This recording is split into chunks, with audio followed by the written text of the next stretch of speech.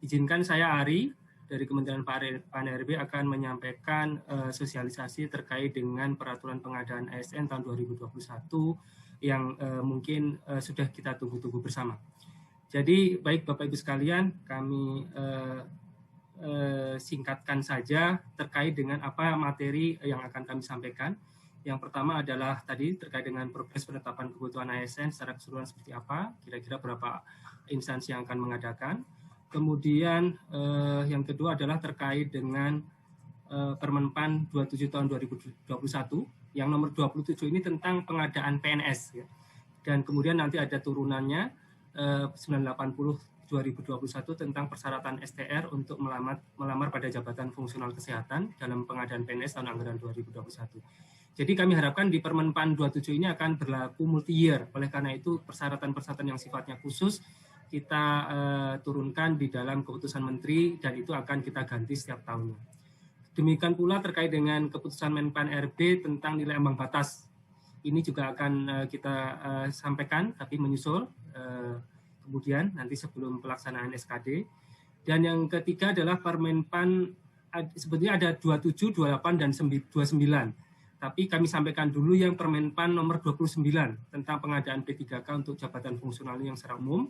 Juga di situ ada peraturan keputusan Menteri PAN-RB 981 tahun 2021 tentang persyaratan, sertifikasi, dan seleksi kompetensi tambahan untuk melamar pada jabatan fungsional dalam pengadaan P3K tahun anggaran 2021. Kemenpan RB tentang nilai ambang batas untuk P3K akan kami sampaikan kemudian. Dan yang ketiga, itu Permenpan RB nomor 28 tahun 2021 tentang pengadaan P3K untuk JF guru di instansi daerah. Ini terkait dengan nilai ambang batasnya juga akan kami menyusul. Kami susun seperti ini karena untuk 27 dan 29 bisa diikuti instansi pusat dan instansi daerah, sedangkan untuk nomor 3 itu hanya khusus untuk instansi daerah saja. Dan khusus untuk nomor 3 sifatnya adalah berlaku hanya tahun ini, jadi di tahun 2021 saja. Sedangkan 27 dan 29 kita harapkan bisa multi-year, seperti itu. Baik. Kita mulai saja dengan progres penetapan kebutuhan yang sampai saat ini sudah baik. Sebelumnya ini ada sedikit statistik terkait dengan unduh dokumen, perlu kami sampaikan. Bahwa kita lihat setelah kita undangkan 7 Juni dan kemudian kita upload di JDH Menpan, itu kurang lebih hampir 60 ribuan ya. Hampir 60 ribuan sudah di-download dokumen-dokumen ini, dan ini juga menjadi indikator bagi kami, bahwa sebetulnya kalau kita lihat banyak interest di masyarakat itu terkait dengan yang pengadaan PNS. Itu yang peraturan Menpan 27 2021, kemudian peraturan Menpan selanjutnya adalah di guru ini juga mungkin karena formasinya cukup besar, juga menempati yang kedua, dan yang selanjutnya adalah di peraturan Menpan terkait dengan P3K untuk jabatan fungsional. Ini adalah Bapak Ibu sekalian terkait dengan progres penetapan kebutuhan ASN 2021, di mana pada pemerintah pusat itu kita akan selenggarakan di 56 kementerian lembaga, tapi untuk LIPI, Batan, dan Lapan nanti akan kita satukan menjadi BRIN 1, jadi mungkin akan berkurang menjadi 54 kementerian lembaga, dan ada 8 sekolah kedinasan dengan jumlah formasi tadi untuk KL adalah 66.000, sedangkan sekolah kedinasan ada 8.555. Kemudian untuk pemerintah daerah dari jumlah kebutuhan sebesar 1,1 juta yang sudah kita tetapkan sejumlah 632.997, itu terdiri dari 34 Pemprov dan 495 Pemkab dan Pemkot. Kemudian secara rinciannya ada guru P3K sejumlah 531.076, kemudian P3K non guru itu sejumlah 20.960, dan CPNS itu sejumlah 80.961. Sehingga total per hari ini jumlah penetapan yang sudah dilaksanakan per cut-off 13 Juni adalah 707.622. Baik, ini ada kira-kira sebaran yang instansi daerah yang akan melaksanakan. Jadi untuk seluruh provinsi akan mengadakan pengadaan ASN 2021 ini di 34 provinsi. Kemudian untuk kabupaten kota ini yang berwarna hitam ini tidak melaksanakan pengadaan, hanya ada 13 dari 508 instansi pemerintah kabupaten yang tidak akan melaksanakan atau menunda pengadaan ASN 2021. Selanjutnya, Bapak Ibu sekalian, kita masuk ke materi yang pertama terkait dengan Permenpan terkait pengadaan PNS. Jadi pengadaan PNS adalah Permenpan di 27 tahun 2021. Secara umum ini barangkali Bapak Ibu yang sudah mengikuti sosialisasi atau rapat koordinasi ketika bulan lalu kita laksanakan, secara umum tidak terlalu banyak perubahan, hanya beberapa hal yang perlu kami ingatkan kembali sebelum Bapak Ibu di kementerian lembaga maupun daerah menyusun kembali atau memeriksa kembali kesesuaian dengan pengumuman yang akan dilakukan oleh masing-masing instansi tersebut agar disesuaikan dengan Permenpan maupun Kemenpan yang ada. Yang pertama, bahwa secara ketentuan umum ini setiap warga negara, ini usianya 18 sampai 35 tahun, ada beberapa yang bisa dilamar sampai 40 tahun, dokter dan dokter gigi dengan kualifikasi pendidikan dokter spesialis dan dokter gigi spesialis. Kemudian dokter pendidik klinis, dosen peneliti dan berrekayasa dengan kualifikasi pendidikan strategi atau doktor. Kemudian tidak pernah dipidana dengan pidana penjara 2 tahun atau lebih. Tidak pernah diberhentikan dengan hormat tidak atas permintaan sendiri atau dengan hormat sebagai PNS, prajurit TNI ataupun Polri. Tidak dengan hormat sebagai pegawai swasta. Kemudian juga pelamar tidak berkedudukan sebagai CPNS, PNS, prajurit TNI, atau anggota kepolisian negara RI. Kemudian pelamar tidak menjadi anggota pengurus parpol atau terlibat politik praktis. Pelamar memiliki kualifikasi pendidikan sesuai dengan persyaratan jabatan. Pelamar sehat jasmani dan rohani sesuai dengan persyaratan jabatan. Pelamar bersedia ditempatkan di seluruh wilayah NKRI. Dan beberapa hal yang kemudian perlu menjadi perhatian bahwa Bapak Ibu sekalian sebagai panitia seleksi instansi perlu membuat surat pernyataan atau surat keterangan bagi peserta agar memenuhi ketentuan-ketentuan di atas, dan apabila kemudian di kemudian hari terdapat kesalahan atau yang disengaja dan seterusnya, maka kemudian yang bersangkutan bisa tidak lolos verifikasi administrasi ataupun digugurkan.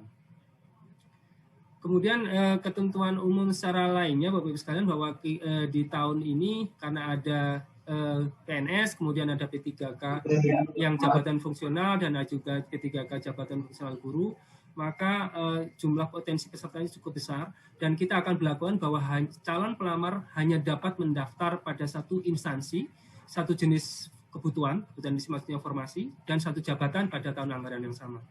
Jadi para peserta harus mempertimbangkan baik-baik sejak dari awal apa yang dia ingin lamar, profesi, jabatan apa yang di mana, kemudian juga lokasinya seperti apa, karena pada prinsipnya tidak boleh lagi menggantinya ketika sudah menetapkan pada pelamaran pada satu tempat.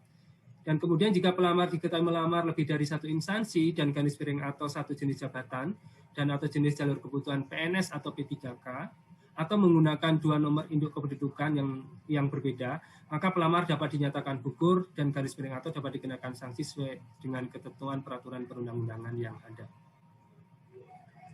Baik, selanjutnya ada beberapa hal yang menjadi persyaratan khusus untuk pelamar dari tenaga kesehatan, itu terkait dengan STR, surat tanda registrasi, itu juga tadi di keputusan Menteri Pan-RB akan kami lampirkan secara khusus.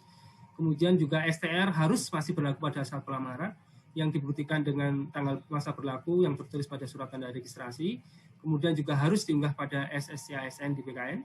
Kemudian juga pemerintah wajib melakukan instansi penyelenggara, panitia instansi wajib melakukan validasi terhadap kesesuaian STR tersebut. Dan ini tadi daftar jenis jabatan akan kami sampaikan nanti di bagian terakhir. Kemudian terkait dengan ketentuan akreditasi juga masih sama Bapak Ibu sekalian dengan tahun lalu, bahwa akreditasi program studi dilaksanakan sesuai dengan ketentuan pada peraturan Mendikbud, dan itu nanti akan kami sampaikan juga salinan terakhir dari peraturan Mendikbud tersebut. Dan informasi terkait dengan akreditasi program studi tadi itu dapat diakses di pangkalan data pendidikan tinggi yang dikelola oleh Kemendikbud atau juga pangkalan data dari BANPT, Badan Akreditasi Nasional Perguruan Tinggi. Selanjutnya terkait dengan kebutuhan dan persyaratan khusus itu seperti kami sampaikan juga pada tahun-tahun sebelumnya bahwa instansi pusat wajib mengalokasikan paling sedikit 10% untuk kebutuhan khusus yang di kumlot atau lulusan terbaik. Jadi total alokasi kebutuhan PNS. Jadi hanya total alokasi kebutuhan PNS, bukan PNS plus P3K, tapi hanya PNS-nya saja. Kemudian kalau instansi daerah itu tidak wajib, tapi dapat mengalokasikan kebutuhan khusus kumlot sesuai dengan kebutuhan organisasi berdasarkan penetapan kebutuhan PNS. Jadi silakan kalau instansi daerah mengalokasikan, dipersilakan, tidak juga tidak menjadi masalah. Kemudian pemilihan formasi jabatan dan unit kerja itu dilakukan di SSC ASN. Jadi langsung nanti ketika Bapak Ibu admin di SSC ASN itu melakukan entry dan lain sebagainya, itu silakan di-assign, ditetapkan mana yang akan ditetapkan sebagai formasi untuk kumlot tersebut. Dan selanjutnya dicantumkan dalam pengumuman penerimaan pada masing-masing instansi. Kemudian juga jabatan dan kualifikasi pendidikan untuk formasi khusus tersebut disyaratkan agar pada formasi tersebut ditetapkan juga untuk formasi umum. Jadi kalau bisa yang double, bukan hanya yang satu formasi, kemudian yang satu misalnya untuk kumlot, yang selebih lainnya bisa dilakukan untuk umum atau untuk disabilitas dan seterusnya. Baik, kemudian terkait dengan persyaratan untuk kumlot masih sama, dikhususkan untuk formasi jabatan dengan jenjang pendidikan minimal sarjana. Jadi sarjana, tidak termasuk diploma 4. Ini masih banyak kesalahan di tahun lalu yang juga mengalokasikan untuk D4. Kemudian juga tadi merupakan lulusan di kumlot. Kemudian kumlotnya juga persyaratannya adalah PT-nya adalah akreditasi A dan program studinya juga terakreditasi A. Jadi dua-duanya, bukan salah satunya tapi dua-duanya. Perguruan tingginya A dan akreditasi prodinya juga A. Kemudian calon pelamar dari lulusan perguruan tinggi luar negeri dapat mendaftar pada formasi khusus kategori kumlot setelah memperoleh penyataan ijazah dan surat keterangan yang menyatakan predikat kelulusannya setara dengan kumlot tersebut. Kemudian selanjutnya terkait dengan formasi khusus diaspora, Bapak-Ibu sekalian. Ini mungkin tidak terlalu banyak yang akan mengalokasikan diaspora. Jabatan-jabatannya juga sudah ditentukan, adalah peneliti, dosen, analis kebijakan dengan persyaratan tingkat pendidikan paling rendah magister, kemudian perekayasa dengan persyaratan tingkat pendidikan paling rendah sarjana.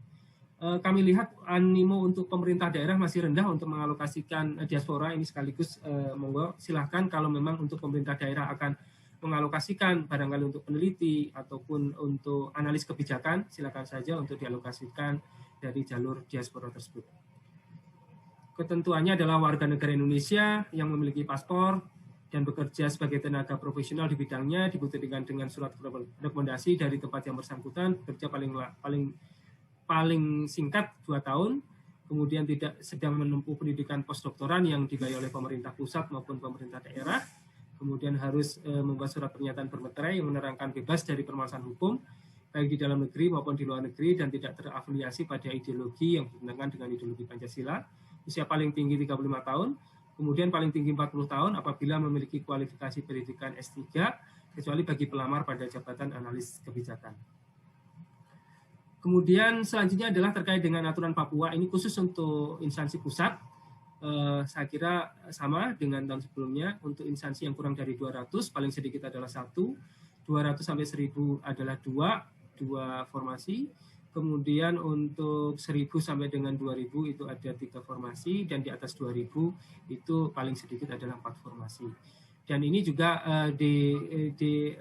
untuk instansi pusat bisa saja dialokasikan untuk kantor wilayah yang sekiranya berada di kawasan tersebut. Dan juga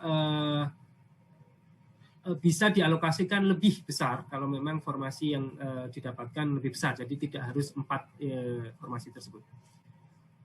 Kemudian sebagai persyaratannya untuk yang di Papua itu adalah dibuktikan dengan akta kelahiran atau surat keterangan lahir dan surat keterangan dari kepala suku, kepala desa atau kepala suku. Selanjutnya Bapak-Ibu sekalian terkait disabilitas. Jadi untuk penyandang disabilitas itu kita ada 2 jenis Bapak-Ibu sekalian. Jadi penyandang disabilitas pada dasarnya nanti bisa melamar di formasi khusus penyandang disabilitas. Namun demikian juga tidak menutup kemungkinan penyandang disabilitas dapat melamar di di formasi umum atau formasi khusus lain?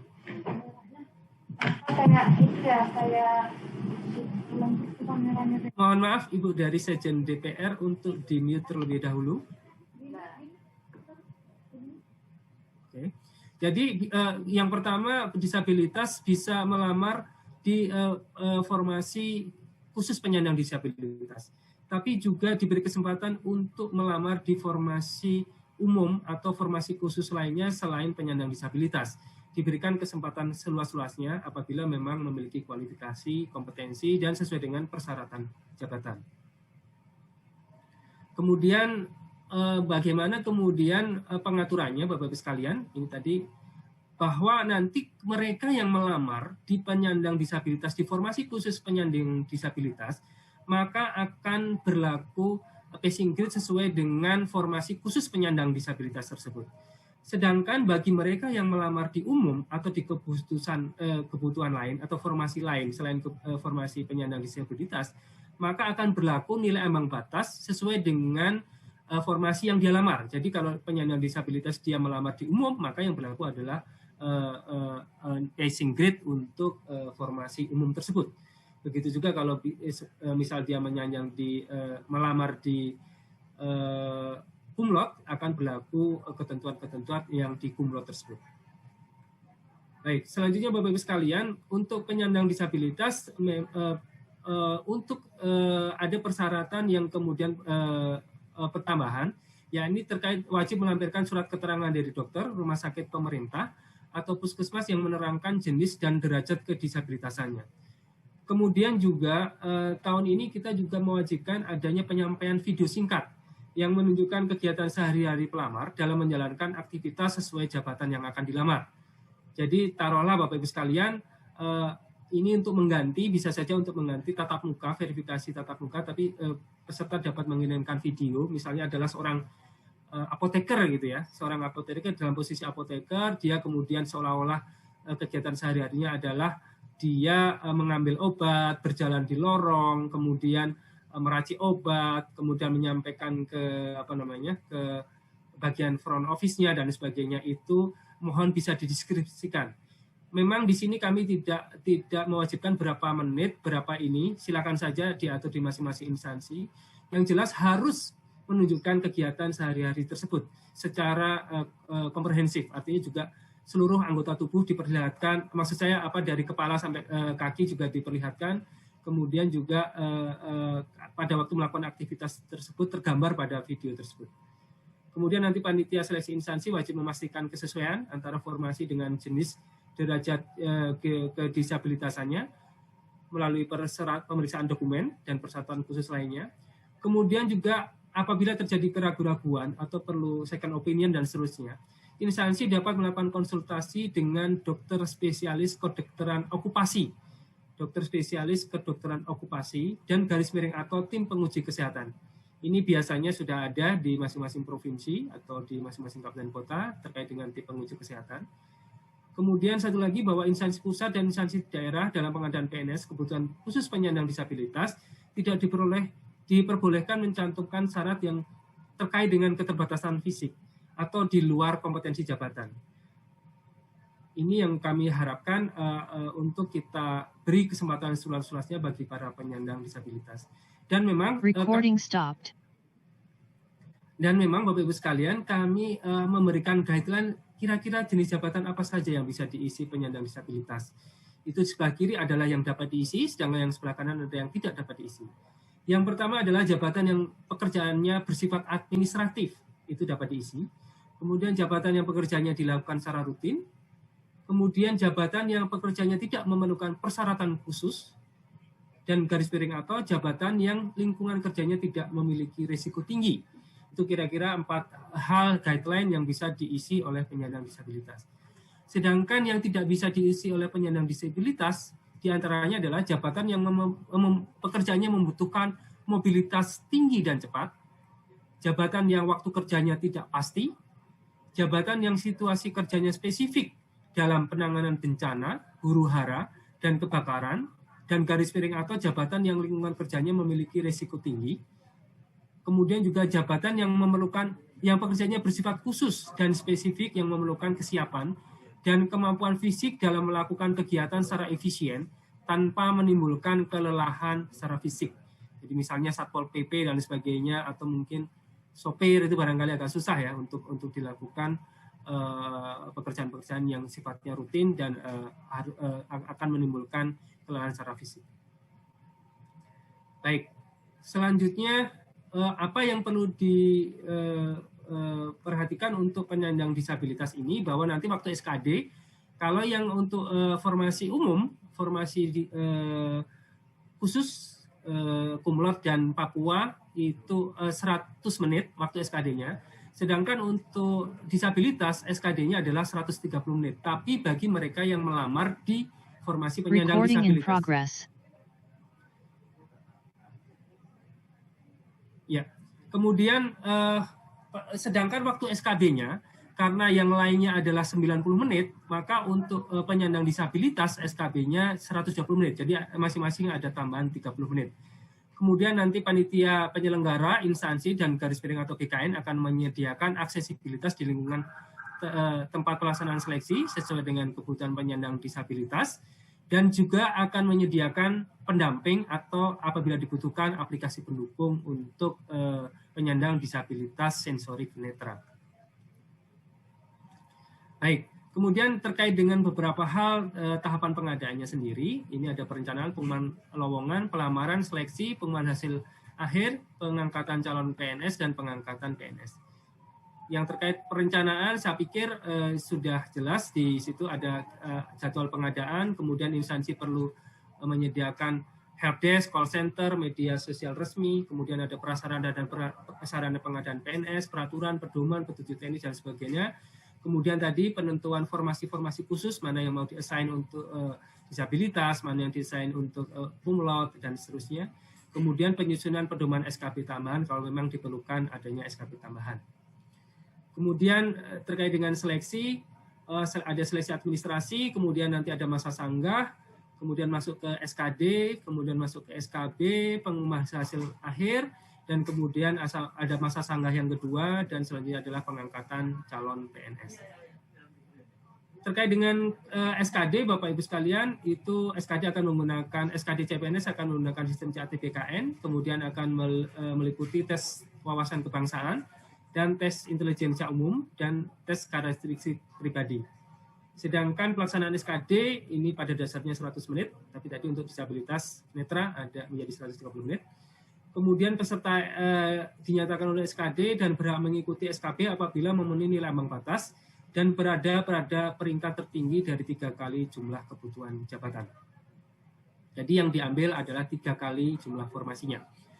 Kemudian terkait dengan materi SKD, ini ada TWK, isinya adalah seperti ini. Kemudian TIU, juga isinya adalah seperti ini. TKP, isinya adalah seperti ini. Hanya ada satu tambahan yang di TKP yang membedakan dengan tahun lalu, yakni ada kita perkuat dari unsur antiradikalismenya. Jadi di tahun ini ada materi-materi yang penguatan terkait dengan antiradikalisme.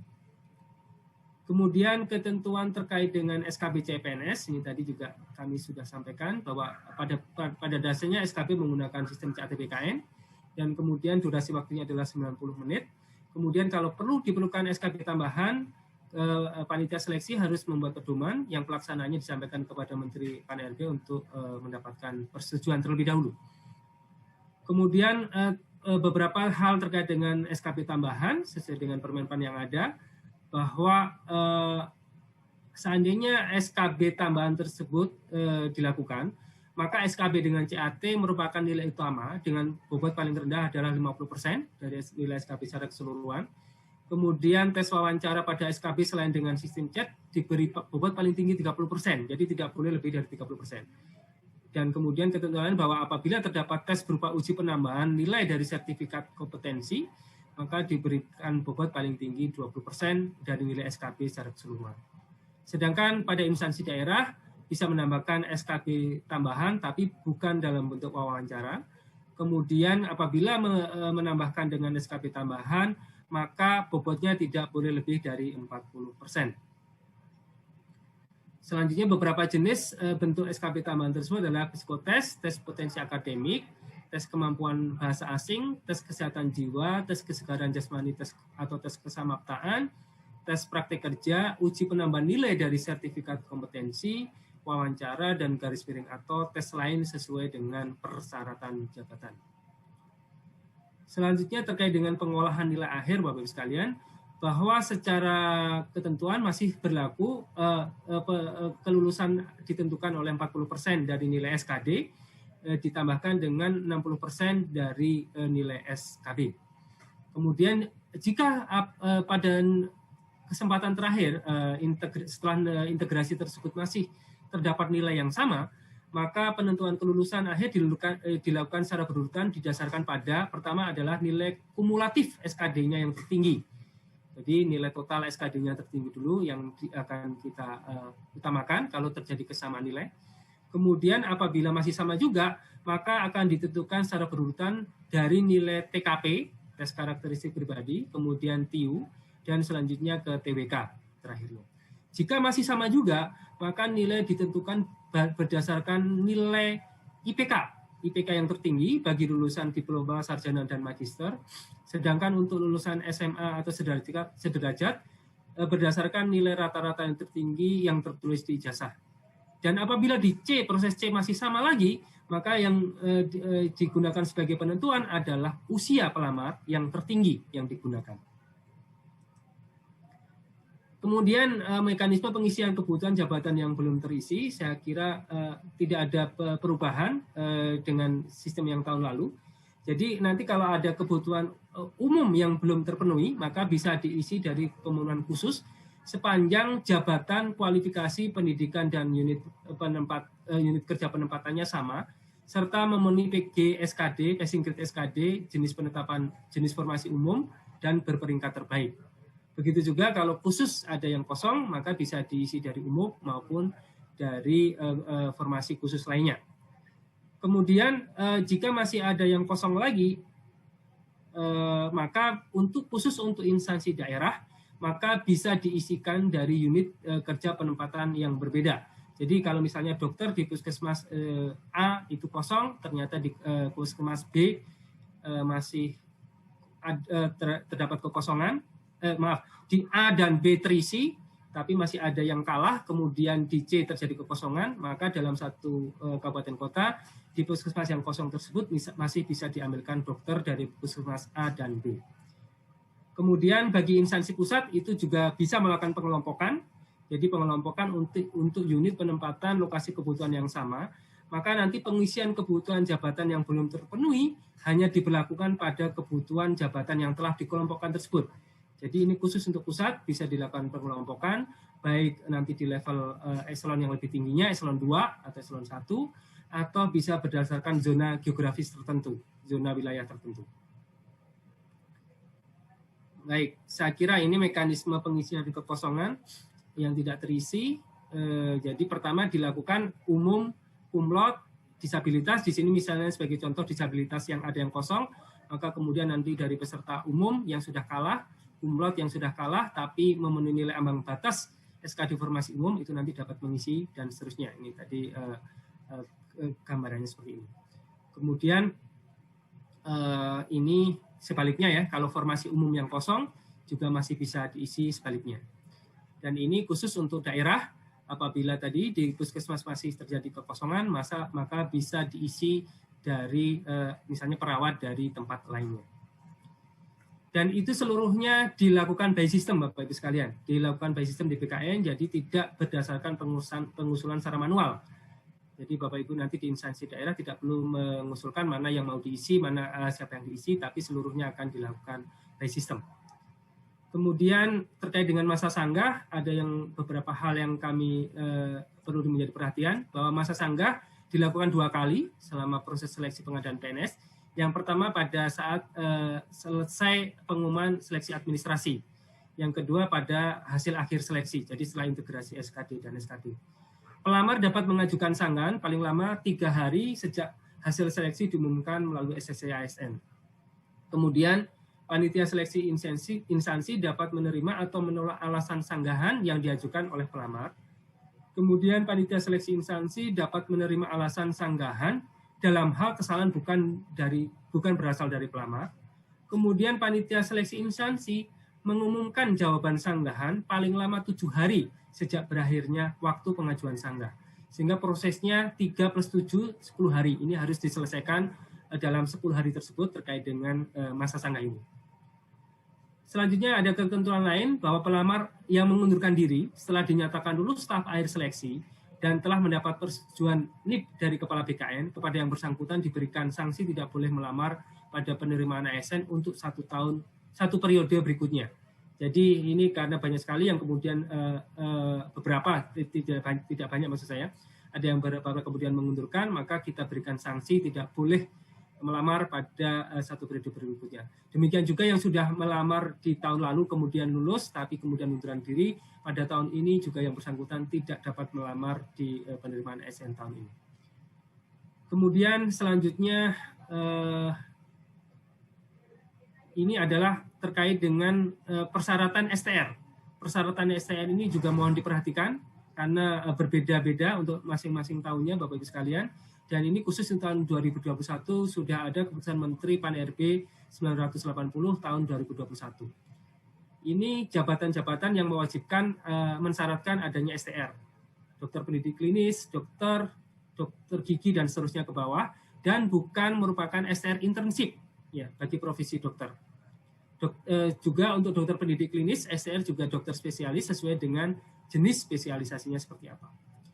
Kemudian bidan ahli, bidan terampil, sedangkan administrator kesehatan, entomolog kesehatan ahli, entomolog kesehatan terampil, epidemiolog kesehatan ahli, epidemiolog kesehatan terampil tidak mewajibkan adanya STR.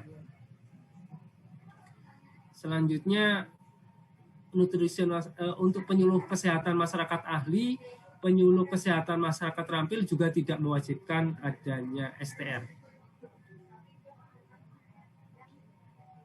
Selanjutnya, sanitarian ahli, pembimbing kesehatan kerja juga tidak mewajibkan adanya STR.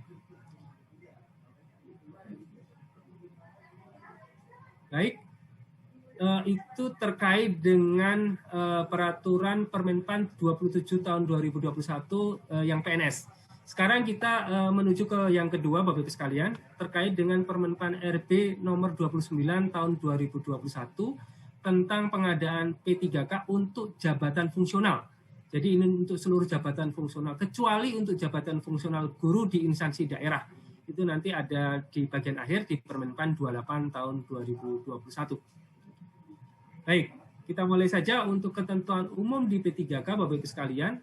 Setiap warga negara Indonesia dapat melamar menjadi P3K dengan ketentuan usia paling rendah 20 tahun dan paling tinggi 1 tahun sebelum batas usia pensiun pada jabatan tersebut.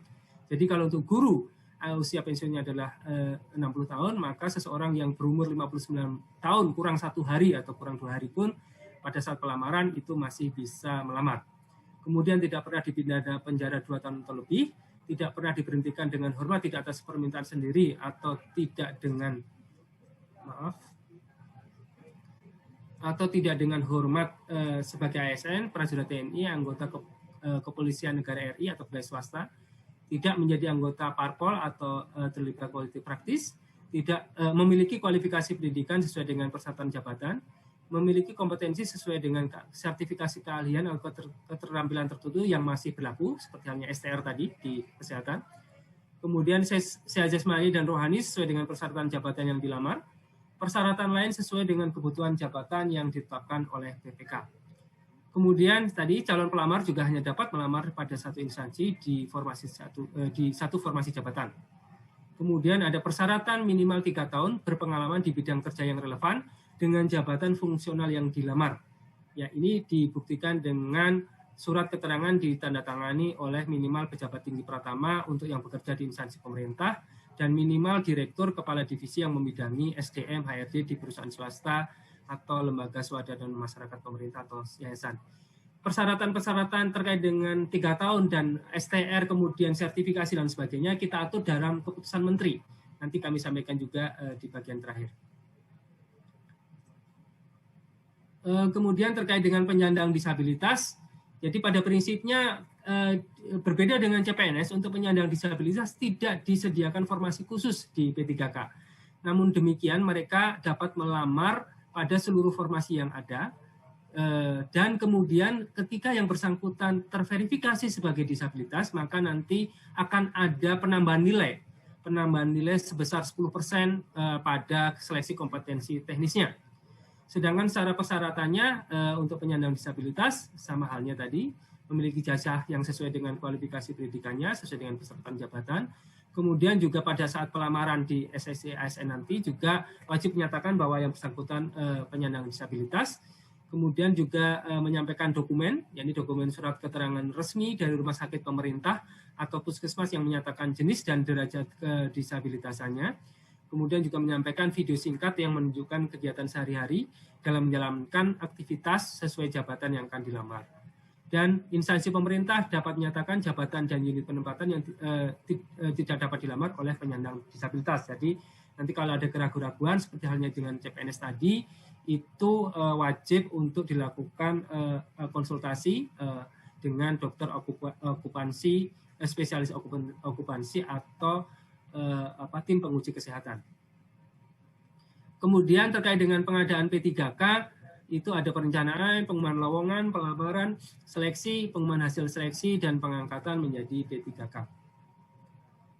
Di perencanaan itu masing-masing instansi juga wajib mengatur jadwal pengadaan, kemudian prasarana dan sarana, juga terkait peraturan, pedoman, petunjuk teknis, penyusunan pedoman seleksi kompetensi teknis jika ada, dan sarana yang diperlukan. Kemudian juga prasarana dan sarana bagi pelamar lainnya. Baik, kemudian pada perencanaan juga diharapkan juga tetap menyediakan helpdesk, call center, media sosial, kemudian pengelompokan jabatan bagi instansi pusat jika diperlukan, kemudian juga penyusunan pedoman seleksi kompetensi teknis tambahan jika diperlukan. Kemudian untuk pengelompokan jabatan itu tadi sudah kami sampaikan bisa didasarkan atas unit eselon di atasnya, bisa eselon 2 atau eselon 1, bisa juga didasarkan pada wilayah unit penempatan, wilayah geografisnya. Sebagai contoh ini kalau seandainya jabatan sama, kemudian kualifikasi pendidikannya sama, kemudian unit kerja penempatannya misalnya tadinya di eselon 2 seperti ini, tapi kemudian bisa dikumpulkan menjadi eselon 1. Kemudian nanti di SSCN diganti namanya untuk unit kerja penempatannya tersebut menjadi nama yang sudah digabungkan tadi atau dikelompokkan tadi. Kemudian ini juga sama untuk bisa didasarkan untuk wilayah. Jadi misalnya kantor wilayah regional Bondowoso, Jombang, Pasuruan digabung menjadi kantor imigrasi di wilayah Jawa Timur. Kemudian tahapan pengadaan. Yang pertama adalah pada waktu saat pengumuman lowongan, Bapak Ibu sekalian, nama jabatan itu wajib dimuat, kemudian jumlah lowongan, unit kerja penempatan, instansi yang membutuhkan, kualifikasi, kemudian lamaran yang ditujukan ke SSCN, jadi seluruhnya dilakukan secara elektronik. Kemudian jadwal tahapan seleksi, syarat yang harus dipenuhi, helpdesk, call center, media sosial resmi yang dikelola masing-masing instansi, dan yang terakhir adalah masa hubungan perjanjian kerja. Jadi untuk P3K perlu juga dicantumkan masa hubungan perjanjian kerjanya sesuai dengan Permenpan 70, apakah 1 tahun, paling minimal 1 tahun, atau paling maksimal 5 tahun, dan selanjutnya dapat dilakukan perpanjangan. Jadi pada waktu pengumuman pelowongan mohon untuk dilakukan pemberitaan juga berapa masa hubungan perjanjian kerja yang akan diaplikasikan untuk P3K di tempat Bapak Ibu sekalian. Baik, kemudian pelamaran dilakukan secara daring dan kemudian pengunggahan dokumen pada prinsipnya secara elektronik. Jadi kami berharap walaupun ada proses-proses yang dikirimkan dokumen secara fisik, tapi seluruhnya tetap menggunakan secara elektronik. Yang fisik tadi dapat digunakan sebagai backupnya saja. Karena nanti proses-proses dokumen tersebut akan dipergunakan selanjutnya seandainya yang bersangkutan lulus, kemudian pemberkasan dan sebagainya tetap akan digunakan. Kemudian terkait dengan seleksi P3K-nya sendiri, Bapak Ibu sekalian, nanti ada seleksi administrasi, hanya ada 2, berbeda dengan CPNS. Kalau di CPNS ada seleksi administrasi, kemudian SKD, dan kemudian SKB. Tapi di seleksi P3K hanya 2, seleksi administrasi dan seleksi kompetensi saja. di mana pada seleksi administrasi kita lakukan pencocokan persyaratan administrasi dan kualifikasi dengan dokumen pelamaran, sedangkan pada seleksi kompetensi itu dilakukan untuk menilai kesesuaian kompetensi manajerial, teknis, sosiokultural yang dimiliki oleh pelamar dengan standar kompetensi jabatan. Kemudian untuk seleksi kompetensi sendiri terdiri dari teknis, manajerial, sosiokultural, dan kemudian dilanjutkan dengan wawancara yang berbasis komputer. Itu dalam satu rangkaian, materinya kurang lebih seperti ini. Saya kira tidak akan kami berikan terlalu detail, hanya yang teknis ya tentu saja yang berkaitan dengan bidang teknis jabatannya. Sedangkan pada kompetensi manajerial itu akan terkait dengan pengetahuan, keterampilan, dan sikap perilaku dalam berorganisasi yang dapat diamati, diukur, dan dikembangkan terkait dengan integritas, kerjasama, komunikasi, orientasi pada hasil, pelayanan publik, pengembangan diri dan orang lain, mengelola perubahan, pengambilan keputusan. Sedangkan pada sosiokultural itu pengetahuan, keterampilan, dan sikap perilaku dalam berinteraksi dengan masyarakat majemuk dalam hal agama, suku dan budaya, perilaku, wawasan kebangsaan, etika, nilai-nilai, moral, emosi, dan prinsip dalam peran pemangku jabatan sebagai perekat bangsa yang terkait dengan kepekaan terhadap perbedaan budaya, kemampuan berhubungan sosial, kepekaan terhadap konflik, pengendalian diri, dan empati. Selanjutnya, untuk seleksi kompetensi teknis, Bapak Ibu sekalian, pada prinsipnya seluruhnya menggunakan CAT. Hanya kalau seandainya instansi pusat maupun daerah ingin menambahkan seleksi kompetensi tambahan, itu juga kompetensi tambahan juga masih dimungkinkan, namun segera saja bersurat untuk mendapatkan persetujuan dari Menteri Pan-RB, dan jumlahnya hanya 1. Dan ini tidak seluruhnya akan kami berlakukan untuk kompetensi teknis tambahan ini. Dan beberapa hal instansi pusat itu akan memang kami setuju untuk kompetensi teknis tanpa CAT, seperti untuk yang jabatan madya, yang untuk peneliti, dan beberapa jabatan madya di dokter spesialis. Itu nanti kompetensi teknisnya tidak menggunakan CAT, tapi menggunakan persyaratan-persyaratan lain yang cukup ketat. Ada beberapa hal yang nanti disampaikan di keputusan Menteri. Baik. Kemudian terkait dengan penambahan nilai, tadi kami sampaikan ada 2 jenis penambahan nilai. Yang pertama adalah terkait dengan penyandang disabilitas. Bahwa penyandang disabilitas yang nanti melamar pada P3K, maka setelah diverifikasi tentu saja, maka akan kita tambahkan nilai tambahan sebesar 10% dari nilai maksimal kompetensi teknis. Juga terkait beberapa sertifikat kompetensi yang memungkinkan untuk P3K yang ini ditentukan oleh instansi pembina, maka akan kita berikan tambahan nilai maksimal sebesar 25%. Jenis dan bobot sertifikat kompetensi sebagaimana angka 2 itu diusulkan instansi pembina CF untuk mendapatkan persetujuan Menteri Pan-RB. Dan alhamdulillah nanti di bagian akhir juga akan kami sampaikan terkait dengan keputusan Menteri Pan-RB untuk jabatan mana saja yang melakukan sertifikasi kompetensi tersebut. Selanjutnya Bapak Ibu sekalian, bahwa penambahan nilai tersebut paling maksimum adalah 100%. Jadi berlaku akumulatif. Jadi misalnya seseorang yang penyandang disabilitas dan kebetulan yang bersangkutan memiliki kompetensi sertifikat kompetensi juga, maka nilai tambahnya adalah sebesar 10% ditambah 25%. Sebesar 35%. Kemudian misalnya yang bersangkutan mendapatkan nilai 80% dari nilai maksimum, maka yang akan didapatkan yang bersangkutan bukannya 80 ditambah 25 ditambah 10 atau 115, tapi maksimum adalah 100%. Gitu. Jadi maksimumnya tetap 100%. Itu yang kita sebut dengan bahwa nilai tambahan secara kumulatif tidak dapat melebihi 100% dari total nilai seleksi kompetensi teknisnya. Baik, selanjutnya seleksi wawancara, Bapak Ibu sekalian, bahwa sesuai dengan PP yang ada, seleksi wawancara dilakukan dengan mempertimbangkan integritas dan moralitas itu akan dilaksanakan dengan metode CAT. Jadi nanti begitu selesai yang seleksi kompetensi teknis, langsung 10 menit kemudian dilakukan dengan wawancara yang berbasis CAT. Kemudian selain itu Bapak Ibu sekalian, masa sanggah juga kita berlakukan untuk P3K sebanyak 2 kali. yakni setelah pengumuman hasil seleksi administrasi, ini sama 3 hari, kemudian nanti harus menjawab 7 hari, instansinya ini masih kurang, ada beberapa yang belum tertulis.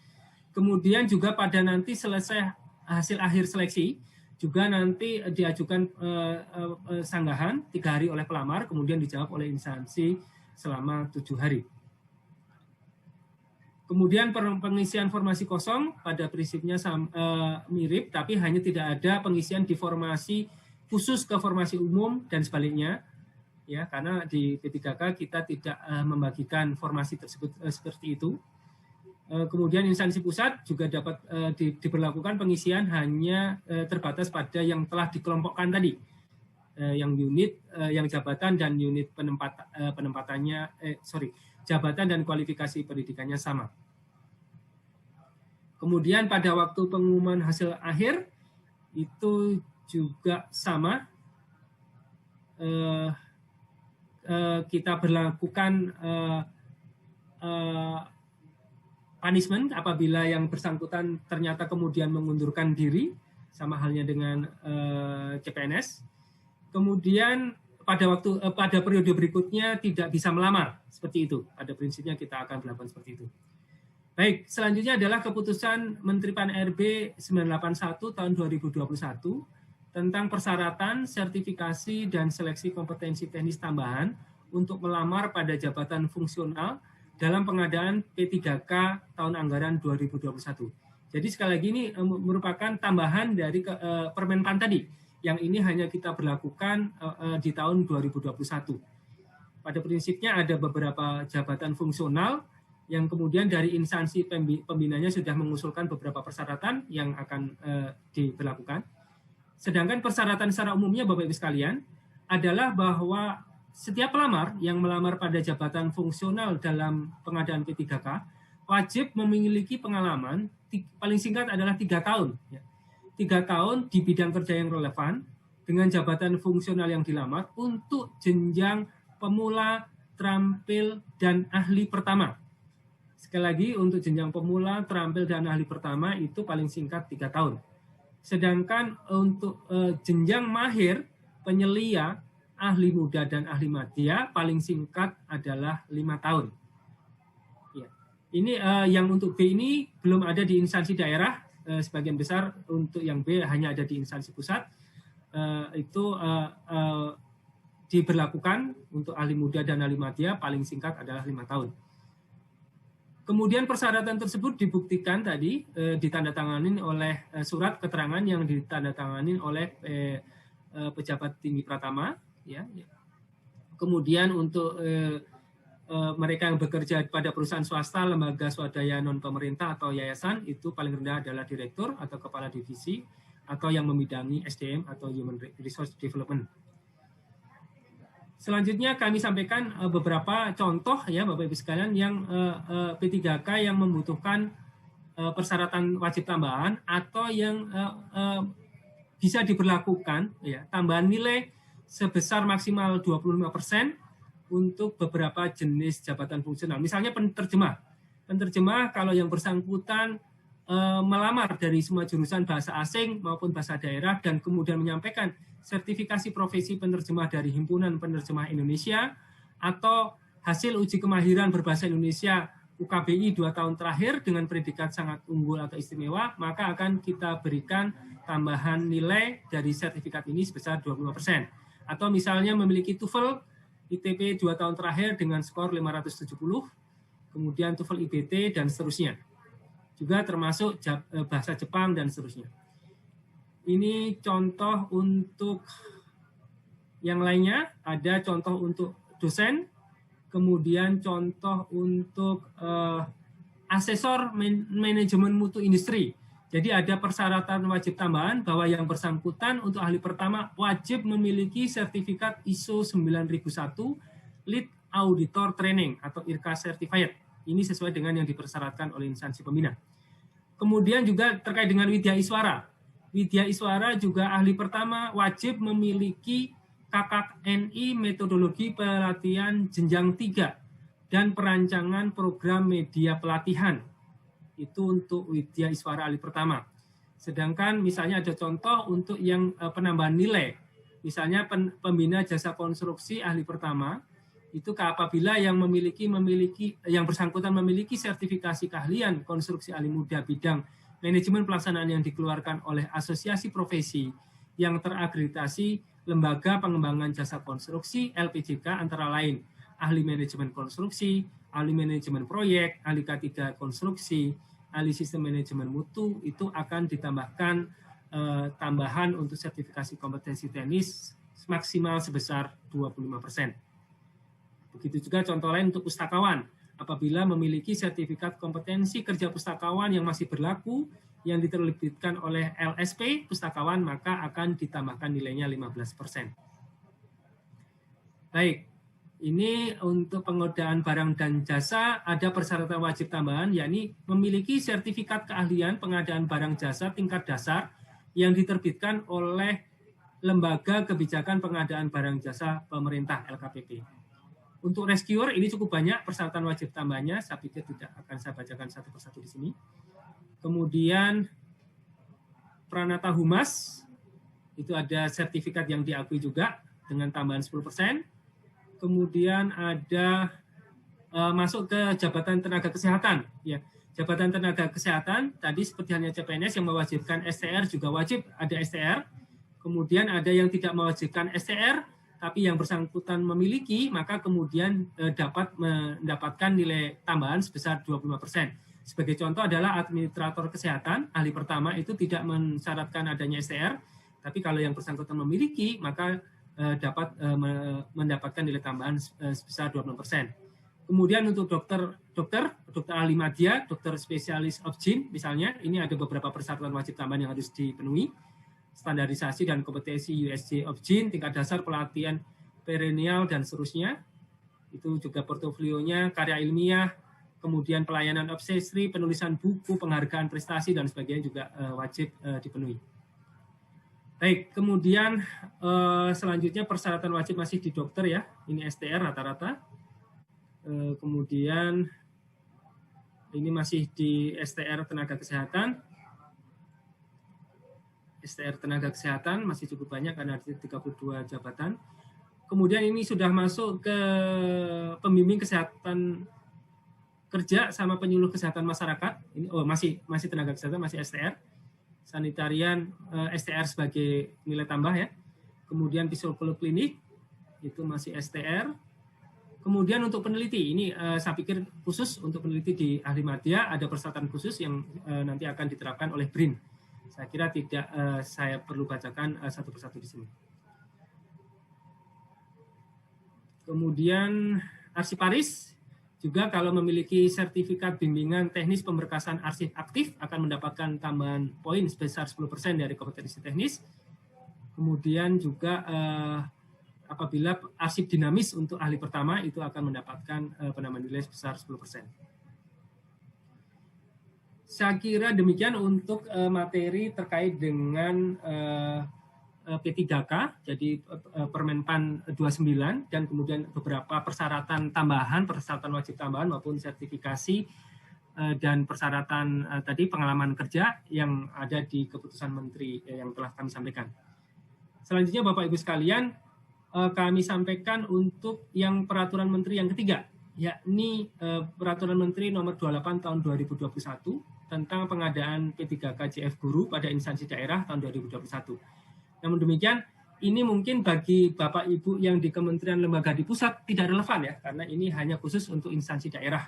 Jadi monggo silahkan kalau tidak mengikuti paparan kami juga dipersilakan karena ini memang khusus untuk guru-guru di instansi daerah. Sebelum kami lanjut, kami mohon izin minum dulu, Pak.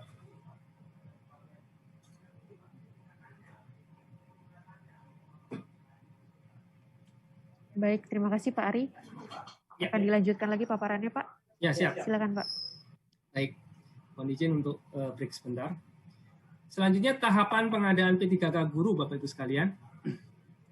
Pertama adalah perencanaan, kemudian pengumuman lowongan, kemudian pelamaran, kemudian seleksi, kemudian pengumuman hasil seleksi, dan pengangkatan menjadi P3K.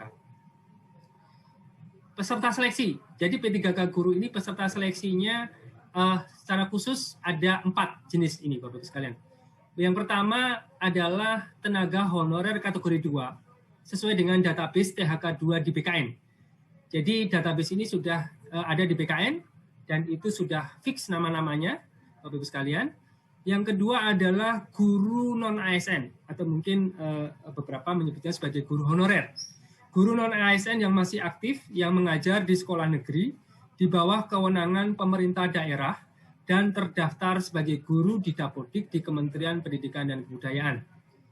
Jadi kategori yang kedua adalah guru non-ASN di sekolah negeri dan terdaftar di Dapodik.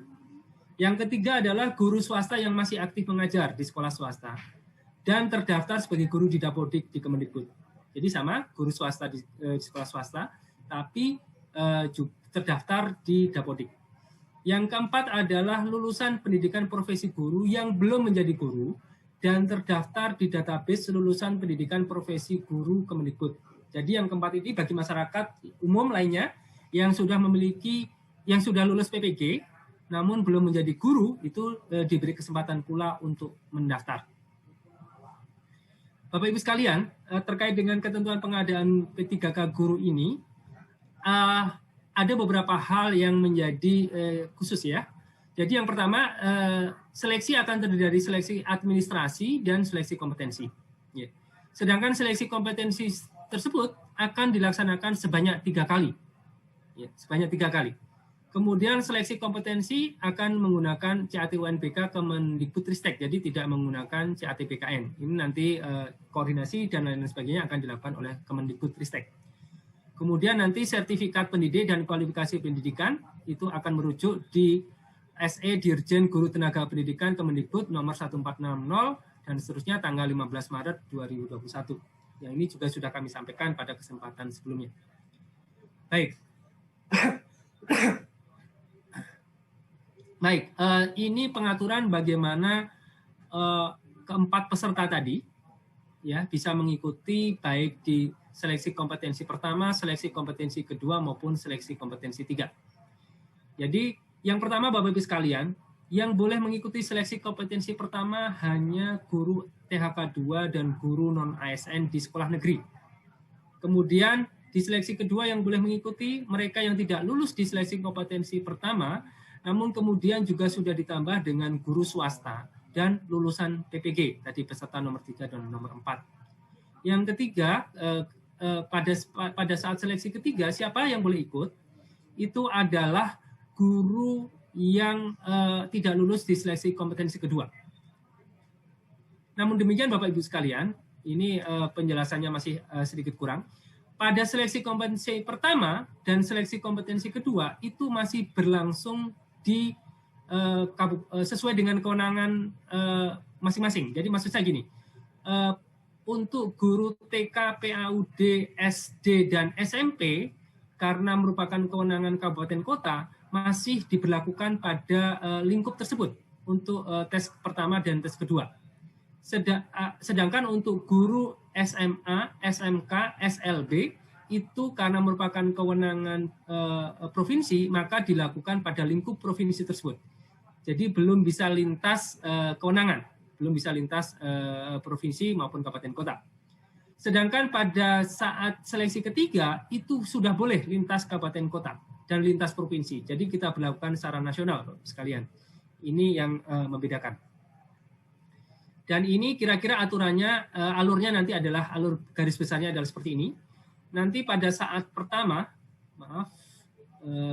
itu seluruh peserta, jadi peserta pertama, kedua, ketiga, keempat, itu akan membuat akun di SSCN.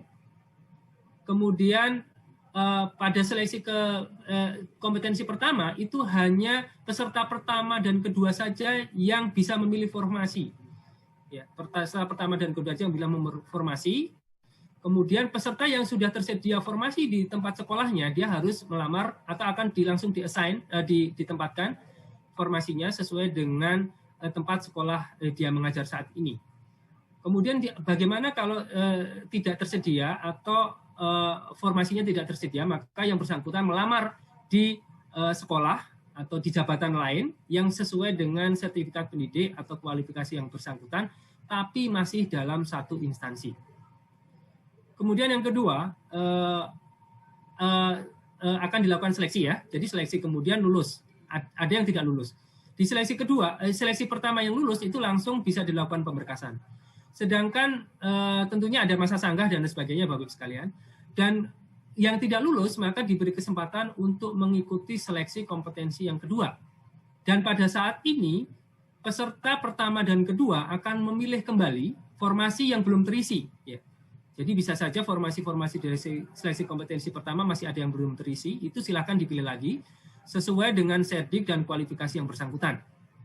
Kemudian peserta 1 dan 2 dan 3 tidak dapat melamar di instansi lain, masih dalam satu kewenangan. Hanya pelamar 4, ya ini lulusan PPG, itu melamar di instansi sesuai dengan domisilinya. Ya, nanti akan dicek sesuai dengan NIK-nya, yang bersangkutan harus sesuai dengan domisilinya. Kemudian akan berlangsung, ya seleksi kompetensi kedua akan berlangsung. Kemudian misalnya lulus, ada yang lulus dan ada yang tidak lulus. Dan bagi mereka yang tidak lulus akan berlanjut di seleksi kompetensi 3, tapi saat ini berlangsung secara nasional. Jadi nanti peserta bisa memilih formasi secara nasional di tempat lain sesuai dengan serdik atau kualifikasi yang bersangkutan.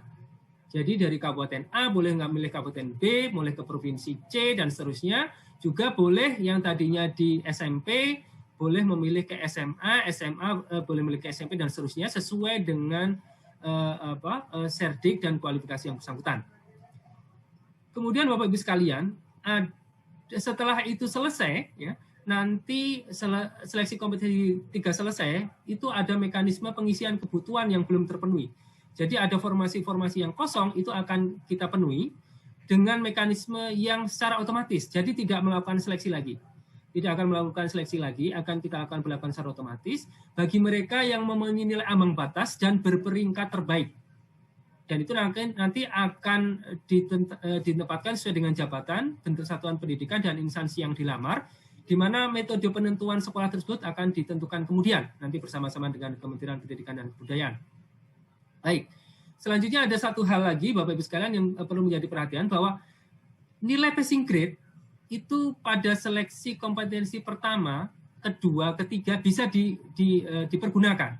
Jadi seandainya seseorang melamar pada jabatan taruhlah guru PPKN SMP gitu ya, guru PPKN SMP pada seleksi kompetensi pertama, dia lulus passing grade tapi kemudian dia tidak lolos formasi karena kalah saingan, dan kemudian dia harus masuk ke seleksi kompetensi kedua, maka pada saat seleksi kompetensi kedua, passing grade yang bersangkutan masih bisa dipergunakan. Dan dia juga masih tetap bisa mengikuti seleksi di kompetensi kedua tersebut. Dan kemudian kalau yang bersangkutan juga lulus passing grade, maka dia diberi kesempatan untuk memilih yang terbaik mana passing grade-nya di antara seleksi kompetensi pertama ataupun seleksi kompetensi kedua. Begitu juga pada waktu seleksi kompetensi ketiga. Maka nilai seleksi yang lulus passing grade kompetensi pertama, kedua masih akan diperhitungkan dengan catatan Bapak Ibu sekalian, dengan catatan jabatan dan bentuk satuan pendidikannya sama. Jadi kalau tadi melamar pada guru PPKN SMP, di pertama, kedua, dan ketiga juga melamarnya pada jabatan yang sama. Tapi kalau kemudian yang ketiga, misalnya ya, yang ketiga dia melamar pada guru PPKN SMA, maka kemudian passing grade yang pertama dan kedua menjadi tidak bisa diperhitungkan. Itu aturannya. Kemudian ini adalah contoh kasusnya pada seleksi kompetensi pertama, pelamar yang memiliki sertifikasi sejarah melamar guru IPS pada SMP dan lulus nilai ambang batas namun tidak lulus seleksi. Pelamar tersebut melamar kembali pada seleksi kompetensi kedua, memilih guru kelas pada sekolah dasar. Nilai seleksi kompetensi pertama tidak dapat digunakan karena peserta mendaftar di jabatan yang berbeda. Ini aturannya. Jadi mungkin penekanan dari apa yang telah kami sampaikan di sebelumnya. Baik. Kemudian Bapak Ibu sekalian, ada mekanisme penambahan nilai pada kompetensi teknis. Jadi ini pemerintah mencoba untuk mengapresiasi beberapa hal terkait dengan sertifikat pendidik, kemudian juga disabilitas, dan terkait dengan usia. Dan kekhususan terkait dengan kategori 2. Ada 4 yang kita akomodir Bapak Ibu sekalian. Yang pertama adalah bagi mereka yang memiliki sertifikat pendidik yang linear dengan jabatan yang dilamar, sesuai dengan jabatan yang dilamar, maka akan diberikan nilai 100% dari nilai maksimum kompetensi teknisnya. Jadi berlaku untuk semua peserta yang memiliki sertifikat pendidik yang linear dengan jabatan yang dilamar. Jadi akan mendapatkan nilai 100% untuk yang memiliki sertifikat pendidik yang linear. Kemudian apabila yang kedua, tambahan nilai apabila yang bersangkutan berusia di atas 35 tahun. Ini berlaku untuk peserta di atas 35 tahun dan berstatus aktif sebagai guru selama 3 tahun terakhir berdasarkan data Dapodik. Jadi berusia 35 tahun dan statusnya aktif sebagai guru 3 tahun terakhir. Itu juga akan mendapatkan penambahan nilai 15%. Kemudian yang ketiga adalah penyandang disabilitas. Ya. Itu karena kita tidak menyediakan formasi khusus untuk disabilitas di sekolah-sekolah tertentu, maka penyandang disabilitas pada prinsipnya dapat melamar pada seluruh jabatan. Hanya ada beberapa jabatan yang tidak dilamar, itu ada di permentanya juga, oleh beberapa jenis disabilitas tertentu. Dan kemudian setelah dilakukan verifikasi, maka kemudian yang bersangkutan berhak mendapatkan nilai 10% dari nilai maksimum kompetensi teknis. Kemudian penambahan nilai yang keempat adalah THK 2. Yakni peserta terdaftar di database THK 2 PKN dan berstatus aktif sebagai guru selama 3 tahun terakhir. Jadi bagi THK 2 yang aktif sebagai guru 3 tahun terakhir sebagai Dapodik, itu juga akan mendapatkan nilai tambahan sebesar 10%. Dan penambahan nilai ini berlaku akumulatif Bapak Ibu sekalian. Jadi seseorang yang berusia di atas 35 tahun dan kebetulan yang bersangkutan merupakan penyandang disabilitas, maka akan mendapatkan penambahan nilai 15% plus 10%, yakni 20%. Dan kalau kebetulan yang bersangkutan adalah THK 2, maka mendapatkan nilai tambahan lagi 10%. Kemudian hanya saja nilai totalnya tidak boleh melebihi dari nilai maksimal kompetensi teknis. Jadi misalnya yang bersangkutan tadi sudah mendapatkan 35% dari kompetensi teknis, kemudian ternyata yang bersangkutan mengikuti tes dan lulus dengan nilai misalnya 90% dari kompetensi teknisnya. Maka bukan 90 plus 35 atau 125 nilai yang bersangkutan, tapi menjadi 100 karena maksimum nilai kompetensi teknis adalah 100. Itu yang kami lakukan. Baik. Saya kira ini contoh kasusnya sudah kami jelaskan tadi di depan. Kemudian ketentuan nilai kelulusan. Tadi pelamar yang dinyatakan lulus jika memperoleh memenuhi nilai ambang batas dan berperingkat terbaik, tadi sudah kami sampaikan.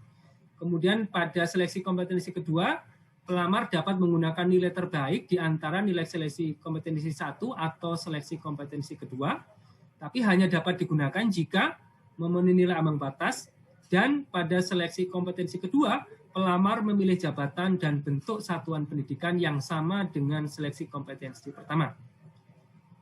Kemudian nilai seleksi kompetensi kedua hanya dapat dipergunakan jika memenuhi nilai ambang batas. Begitu juga pada saat tes ketiga tadi, nilai ambang batas pertama, kedua, dan ketiga dapat dipergunakan dengan ketentuan yang mirip dengan sebelumnya. Kemudian yang selanjutnya adalah ketentuan kelulusan jika pelamar memiliki nilai akhir yang sama. Ya. Jadi ini juga berlaku untuk yang P3K tadi, yang jabatan fungsional yang lainnya selain guru, bahwa yang pertama akan dilakukan, ya, apabila nilainya sama, akan dilakukan penentuan berdasarkan nilai kompetensi teknis yang lebih tinggi dulu. Jika terjadi kesamaan nilai kompetensi teknis yang lebih tinggi yang akan diluluskan. Kemudian jika terjadi misalnya yang A, nilai kompetensi teknisnya masih sama juga, maka didasarkan pada nilai kumulatif kompetensi manajerial dan sosiokultural yang paling tinggi. Jadi nanti passing grade kompetensi manajerial dan sosiokultural itu dijadikan satu, Bapak Ibu sekalian, dan itu mana yang paling tinggi, itu yang akan menjadi penentu untuk keduanya. Dan seandainya di proses B masih sama juga, maka akan digunakan, ya, kelulusan didasarkan pada nilai wawancara yang paling tinggi. Dan ternyata kalau C-nya juga masih sama juga nilainya, maka ketentuan kelulusan didasarkan pada usia yang lebih tinggi dari peserta-peserta yang bersangkutan. Masa sanggah. Masa sanggah pada prinsipnya sama, peserta yang keberatan itu mengajukan sanggahan paling lama 3 hari sejak hasil seleksi diumumkan.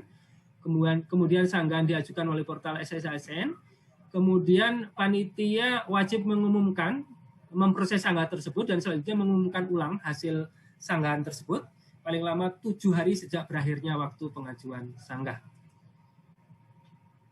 Saya kira demikian Bapak Ibu sekalian yang dapat kami sampaikan. Terima kasih atas perhatiannya dan kita masih bisa ada beberapa waktu lagi untuk kita lakukan sesi tanya jawab ataupun barangkali ada yang ingin disampaikan kepada kami. Terima kasih. Waktu dan tempat kami kembalikan ke Mbak Karimah selaku moderator. Baik Pak Ari, terima kasih atas penjelasannya.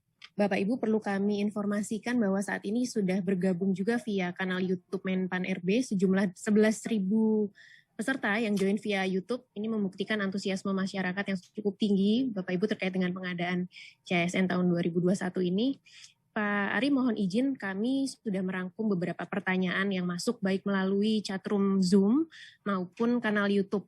Mohon izin Pak, untuk pertanyaan di YouTube memang banyak sekali yang menanyakan terkait dengan pendaftaran. Namun memang untuk sosialisasi kali ini memang materi terfokus pada 3 peraturan ya Pak ya. Jadi untuk penjadwalan nanti akan disampaikan dalam forum terpisah, mungkin secara resmi akan disampaikan oleh BKN selaku anggota tim Panselnas CASN tahun 2021. Selanjutnya Pak, ada juga yang menanyakan terkait passing grade. Passing grade ini nanti akan diatur dalam Kemenpan, begitu Pak ya? Dalam keputusan Menteri Pan RB, kemudian formasi khusus cum laude dapat diikuti oleh sarjana atau S2 gitu.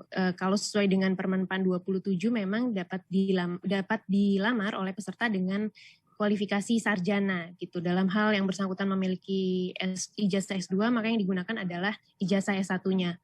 Kemudian ada juga Pak pertanyaan terkait dengan P1TL apakah masih berlaku, itu tentu sudah tidak berlaku lagi di kebijakan pengadaan CASN tahun ini. Kemudian terkait dengan formasi khusus putra-putri berprestasi cum laude, jadi hanya dapat dilamar oleh putra-putri berpredikat cum laude dari universitas dengan akreditasi A.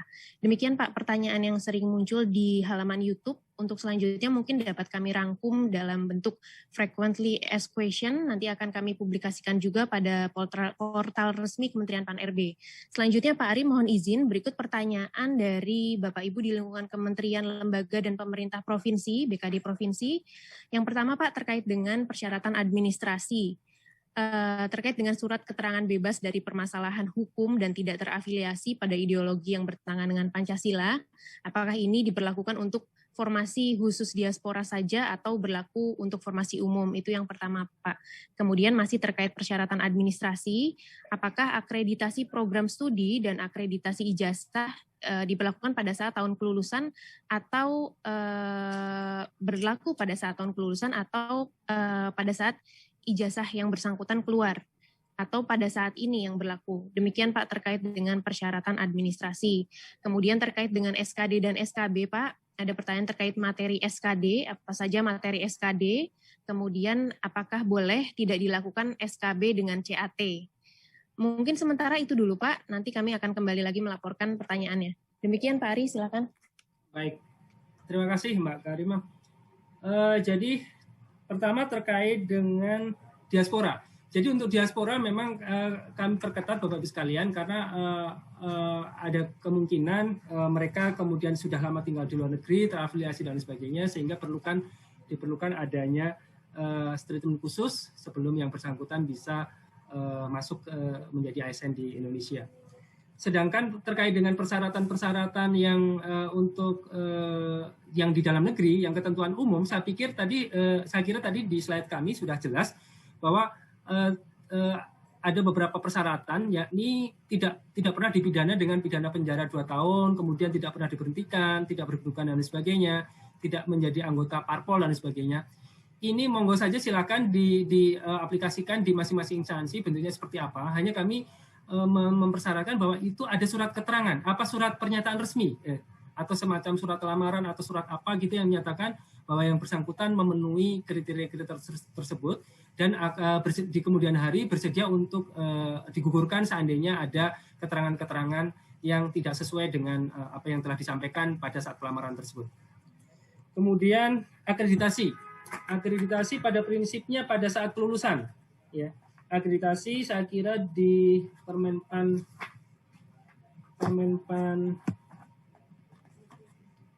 27 itu sudah disampaikan pada saat akreditasi yang dibuktikan dengan tanggal kelulusan, ya, yang tertulis pada ijazah. Gitu. Kemudian terkait dengan materi SKD tadi kami sudah sampaikan ada materi SKD.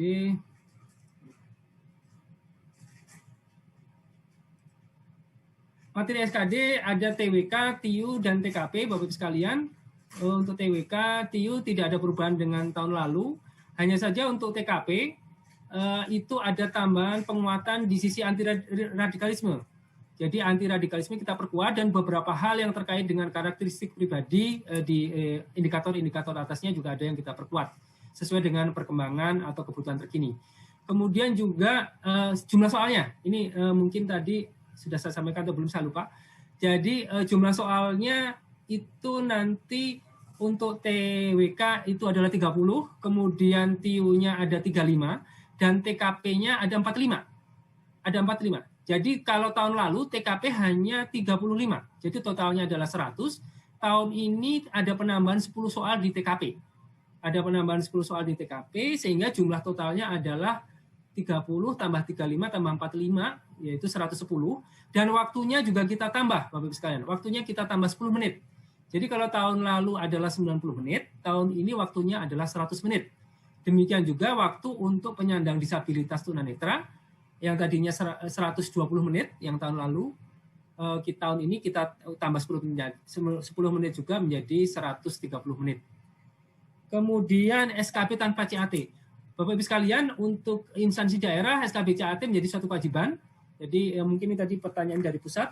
Sedangkan untuk instansi pusat, Bapak-Ibu sekalian, pada prinsipnya ke depannya kita akan mewajibkan seluruhnya untuk menggunakan SKB dengan CAT ke depannya. Namun demikian pada beberapa tahun ini kami ini juga sesuai dengan arahan dan juga arahan pimpinan dan juga terkait dengan ketegasan yang harus kami lakukan di Panselnas dan juga sudah mendapatkan dukungan dari Kemenkumham dan seterusnya pada saat harmonisasi, bahwa pada prinsipnya ke depannya kita seluruhnya SKB akan menggunakan, salah satunya menggunakan SKB dengan CAT. Tapi dapat menambah, instansi pusat dapat menambah paling sedikit 1, boleh ditambahkan 1, 2, 3, 4, 5, atau 7 pun monggo silakan ditambahkan. Namun demikian, khusus untuk tahun ini Bapak-Ibu sekalian, kami masih memberlakukan bahwa seandainya Bapak-Ibu sekalian tidak instansi pusat tidak mau memberlakukan SKB dengan CAT, mohon seperti biasanya bersurat secara resmi juga mengadukan pedoman SKB-nya seperti apa, kemudian nanti untuk mendapatkan persetujuan dari Menpan. Saya kira demikian, jadi ini memang masih masa transisi. Untuk SKB yang tanpa CAT untuk tahun ini masih kita berikan ruang untuk itu. Saya kira demikian Mbak Karimah, monggo silakan. Baik, terima kasih Pak Ari. Kemudian Pak, pertanyaan selanjutnya ini terkait dengan P3K non-guru. Yang pertama, persyaratan masa kerja. Mohon penjelasan kembali Pak terkait persyaratan masa kerja untuk P3K non-guru. Dan yang kedua terkait dengan sertifikasi profesi untuk melamar P3K pada jabatan fungsional non-guru. Kemudian Pak, untuk pertanyaan terkait dengan P3K guru, ada terkait serdik untuk guru, apakah diwajibkan atau tidak. Kemudian apakah sertifikat pendidik sama dengan PPG, sertifikat PPG, kemudian apakah P3K setelah habis kontrak mengikuti tes kembali atau hanya diperpanjang kontraknya tanpa tes. Kemudian Pak, terkait dengan batas usia P3K non-guru, apakah batas usia tersebut pada saat melamar? Demikian Pak, pertanyaan untuk P3K guru dan P3K non-guru.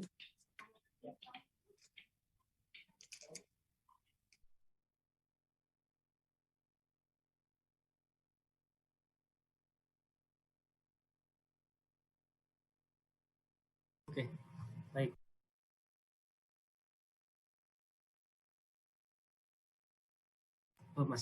Ada beberapa pertanyaan yang terkait dengan guru.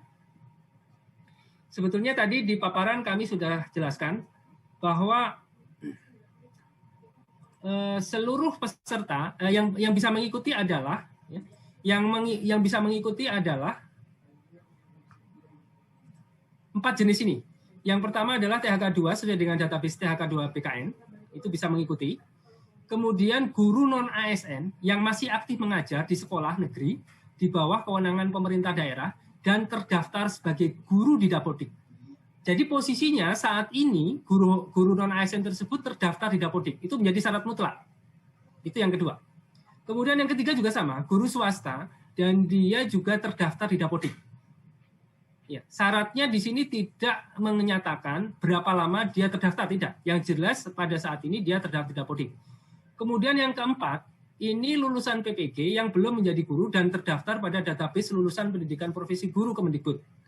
Ini juga menjawab tadi terkait dengan apakah akta 4 gitu tadi, kalau nggak salah ya, pertanyaan seperti itu. Itu yang penting terdaftar pada database lulusan PPG Kemendikbud. Jadi nanti sistem dari BKN, SSN BKN itu akan langsung nge-link dengan Dapodik Kemendikbud. Dan ini sudah dipesankan oleh rekan-rekan kami dari BKN maupun dari Kemendikbud, dan akan langsung dikoneksikan seperti itu. Itu menjadi persyaratan ya. Jadi persyaratan siapa yang bisa mengikuti seleksi ini. Sedangkan kalau kita lihat di sini, persyaratan itu tidak mensyaratkan adanya sertifikat pendidik. Ya. Jadi tidak mensyaratkan ada sertifikat pendidik. Namun ya nanti yang akan kita lihat, yang pertama adalah sertifikat pendidik yang dimiliki yang bersangkutan terlebih dahulu. Baru kemudian kualifikasi pendidikannya. Ya. Jadi sertifikat pendidiknya akan dilihat dulu, baru kualifikasi pendidik. Kalau sertifikat pendidiknya sesuai, maka yang akan digunakan adalah serdiknya. Sedangkan apabila tidak sesuai, yang dilihat selanjutnya adalah kualifikasi pendidikannya. Dan ini sesuai dengan SE dari Dirjen GTK tersebut, yang pada nomor tersebut yang kami sampaikan di bawah tersebut.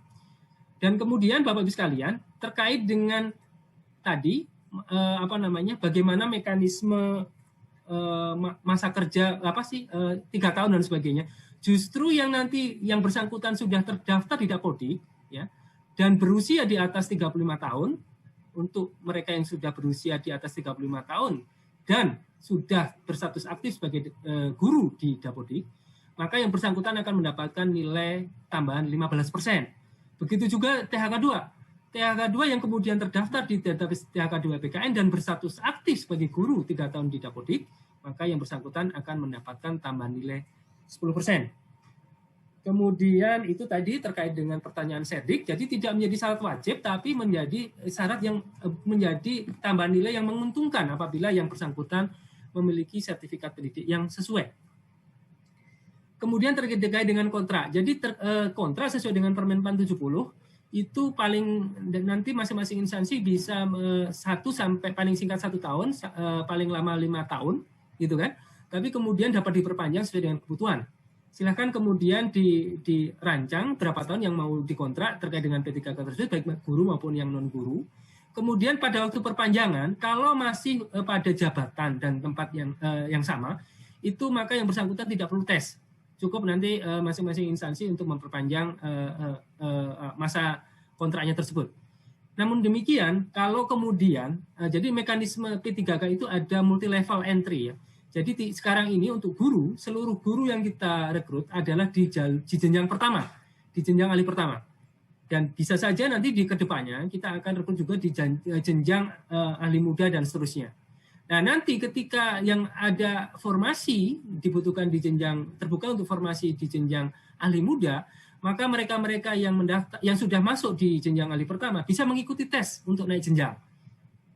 Asalkan ya persyaratan terpenuhi. Persyaratan itu terpenuhi seperti apa? Yaitu kualifikasi dan barangkali kompetensi dan lain sebagainya yang nanti akan diatur kemudian.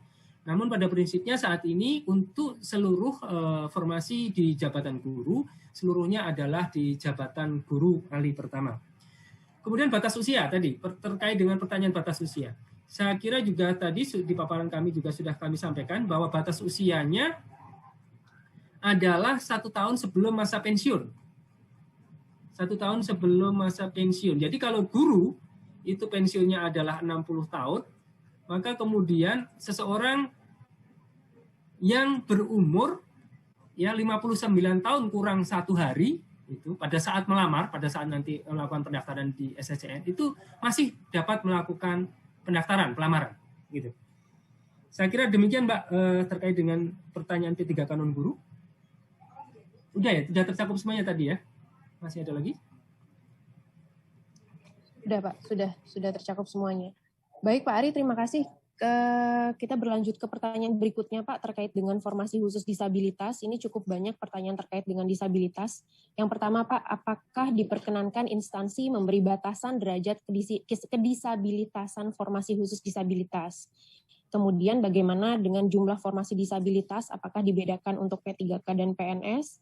Kemudian yang ketiga Pak, terkait dengan pemilihan formasi, apakah instansi KL Pemda harus memberikan tanda pada jabatan yang tidak bisa diisi dari penyandang disabilitas pada halaman SSCASN BKN. Kemudian selanjutnya Pak, pada kondisi di lapangan, tunanetra memiliki beberapa tingkatan. Jadi untuk jenis yang low vision, apakah tetap mendapatkan tambahan waktu menjadi 130 menit saat seleksi kompetensi dasar? Kemudian selanjutnya Pak, video disabilitas yang harus diunggah itu seperti apa? Apakah yang menjelaskan tentang aktivitas sehari-hari atau yang terkait dengan jabatan yang dilamar? Kemudian selanjutnya Pak, terkait dengan formasi disabilitas, apakah pemerintah daerah dapat melaksanakan seleksi dengan tatap muka, jadi tidak dengan video? Kemudian yang terakhir terkait disabilitas, apakah instansi dapat mensyaratkan persyaratan tertentu untuk penyandang disabilitas? Demikian Pak. Baik, terima kasih. Pertama apa tadi? Lupa Mbak. Yang pertama apa tadi? Derajat. Oh, derajat. Jadi gini, Bapak Ibu sekalian, pada prinsipnya kita membuka kesempatan seluas-luasnya untuk para penyandang disabilitas untuk dapat melamar sebagai ASN. Dan pada prinsipnya memang ada beberapa jabatan-jabatan yang serasa akan sulit untuk dilakukan oleh penyandang disabilitas.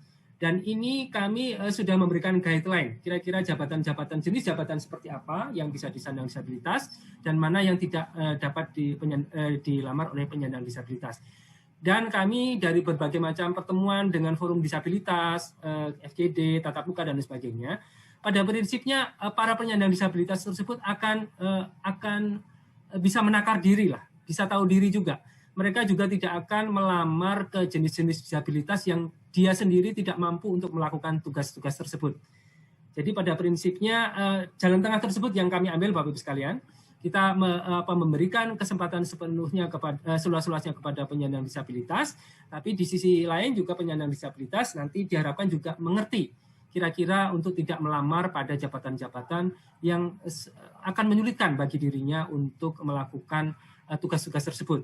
Dan tadi kami juga sudah sampaikan ada beberapa jenis jabatan yang bisa yang dapat diisi, yang sifatnya administratif, yang rutin, yang tidak memerlukan persyaratan khusus, yang tidak memiliki risiko tinggi, tapi kemudian ada jabatan yang tidak dapat diisi, sebagian tidak diisi, misalnya dengan mobilitas tinggi dan cepat, waktu kerjanya tidak pasti, terkait dengan bencana, huru-hara, kebakaran, kemudian risiko lingkungan kerjanya risiko tinggi, dan lain sebagainya.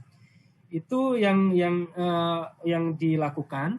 Kemudian juga terkait dengan pertanyaan kedua, apakah ada kesamaan atau pembedaan antara disabilitas di CPNS dan di P3K? Sekali lagi Bapak Ibu sekalian, untuk CPNS memang ada formasi khusus penyandang disabilitas sepanjang paling sedikit 2%, gitu ya. Paling sedikit 2% dari CPNS. Dan selain itu juga disabilitas tetap bisa melamar di formasi lainnya. Sedangkan di P3K kita tidak melakukan formasi khusus seperti itu karena sangat sulit untuk memapping mana jabatan, mana unit-unit dan mana tempat-tempat sekolah yang seperti kami sampaikan untuk P3K guru, sekolah-sekolah yang berpotensi untuk dialokasikan sebagai formasi untuk penyandang disabilitas tersebut. Maka yang kita lakukan adalah mereka akan kita berikan nilai tambah, ya. Nilai tambah sebesar 10% dari nilai total maksimum kompetensi teknisnya. Jadi misalnya kalau nanti kompetensi teknisnya maksimumnya 100, maka dia akan kita beri tambahan nilai 10 gitu. untuk penyandang disabilitas tersebut. Dan harapannya itu yang kemudian mampu mendorong yang bersangkutan untuk lebih kompetitif dengan peserta lainnya. Itu yang kita lakukan untuk P3K. Jadi tidak ada formasi khusus penyandang disabilitas, tapi kita berlakukan penambahan nilai bagi mereka yang terbukti disabilitas. Kemudian verifikasinya. Nah, verifikasinya ini menarik Bapak-Ibu sekalian. Verifikasinya itu yang pertama dengan menggunakan surat keterangan dokter ya. Jadi yang bersangkutan wajib melakukan pelamaran dengan keterangan dokter dan seterusnya.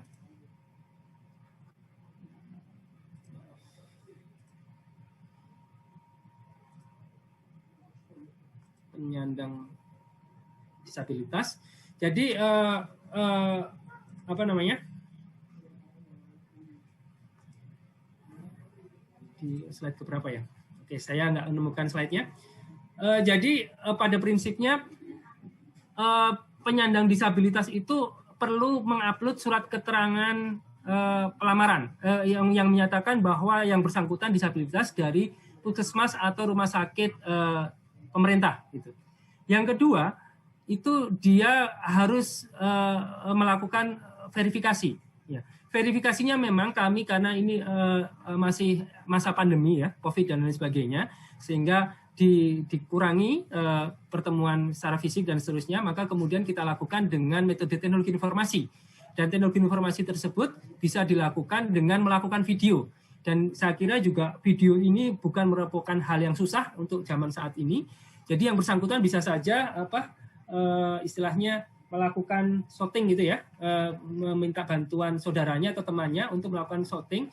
Dan seolah-olah yang bersangkutan melakukan tugas yang bersangkutan, jabatan yang bersangkutan. Misalnya kalau dia melamar pada jabatan apoteker gitu, misalnya kemudian dia berjalan di tangga, kemudian naik ke sela-sela rak, kemudian dia mengambil obat di atas rak gitu, terganggu atau tidak, kemudian dia bisa membaca atau kemudian meracik obatnya itu seperti apa gitu, pura-pura aja lah gitu seperti itu, kemudian dia bawa itu kemana, kemudian menyampaikannya ke pasien atau ke front office dan seterusnya. Itu yang harus dilakukan. Kalau seorang guru ya barangkali dia bagaimana dia posisi dia berangkat sekolah seperti apa, kemudian juga masuk ke kelasnya mengajar, kemudian dia terganggu nggak ketika berjalan di lorong-lorong kelas, pura-puranya kemudian memberikan bimbingan kepada anak didiknya dan seterusnya. Itu yang harus dilakukan dan memang kami harapkan bisa menggambarkan secara komprehensif terkait dengan yang bersangkutan. Jadi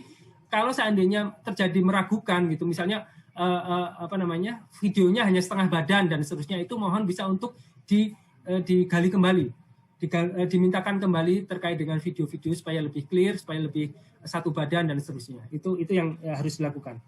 Kemudian kalau seandainya mau dilakukan dengan tatap muka, monggo silakan. Tatap muka juga dipersilakan, tapi dengan tatap muka itu juga dirangkum dalam bukti videonya, Bapak-Ibu sekalian. Juga dirangkum dalam videonya yang mungkin kalau yang tadinya dilakukan oleh disabilitas, berarti video itu bisa dilakukan tambahan juga oleh para peserta di masing-masing instansi untuk melakukan penambahan tadi, yang dengan verifikasi berdasarkan tatap muka tadi. Kemudian, saya pikir sudah ya Mbak ya, hanya 4 itu tadi ya. Syarat? Baik Pak, syarat untuk formasi disabilitas Pak, yang boleh dicantumkan oleh Kementerian Lembaga dan Pemda. Baik, tadi sebetulnya kami sudah sampaikan bahwa tidak ada persyaratan yang harus membatasi untuk disabilitas tersebut. Jadi tadi di slide nomor berapa? Ini, instansi pusat dan instansi daerah dalam pengadaan PNS kebutuhan khusus penyandang disabilitas tidak diperlukan mencantumkan syarat terkait dengan keterbatasan fisik dan di luar kompetensi jabatan. Jadi kalau memang benar-benar ada yang di dalam kompetensi jabatan yang menjadi syarat persyaratan kompetensi jabatan dipersilakan, tapi kalau tidak itu menjadi tidak boleh untuk dicantumkan syarat tersebut. Saya kira demikian Mbak, jawaban dari kami. Baik, terima kasih Pak Ari sudah disampaikan jawaban terkait pertanyaan atas formasi khusus disabilitas. Selanjutnya Pak, ada pertanyaan juga yang muncul dari KL dan masyarakat di channel YouTube Menpan. Contohnya seperti ini Pak, untuk pertanyaan dari KL, Untuk formasi khusus cum laude, bagaimana jika alokasi formasi yang diterima instansi untuk kualifikasi S1 kurang dari 10% dari total alokasi formasi? Apakah tetap diwajibkan untuk mengalokasikan formasi khusus cum laude? Pusat ya? Pusat. Dari pusat, Pak, dari instansi pusat pertanyaannya. Baik, kalau cum laude kami harapkan memang minimal 10%. Tapi kalau memang ada hal-hal khusus yang kemudian tidak bisa dilakukan, itu monggo silahkan bersurat saja ke kami untuk mendapatkan persetujuan. Dan memang untuk beberapa hal yang khusus nanti kita bisa berikan persetujuan untuk kurang dari 10%. Saya kira demikian, Mbak. Baik, Pak Ari.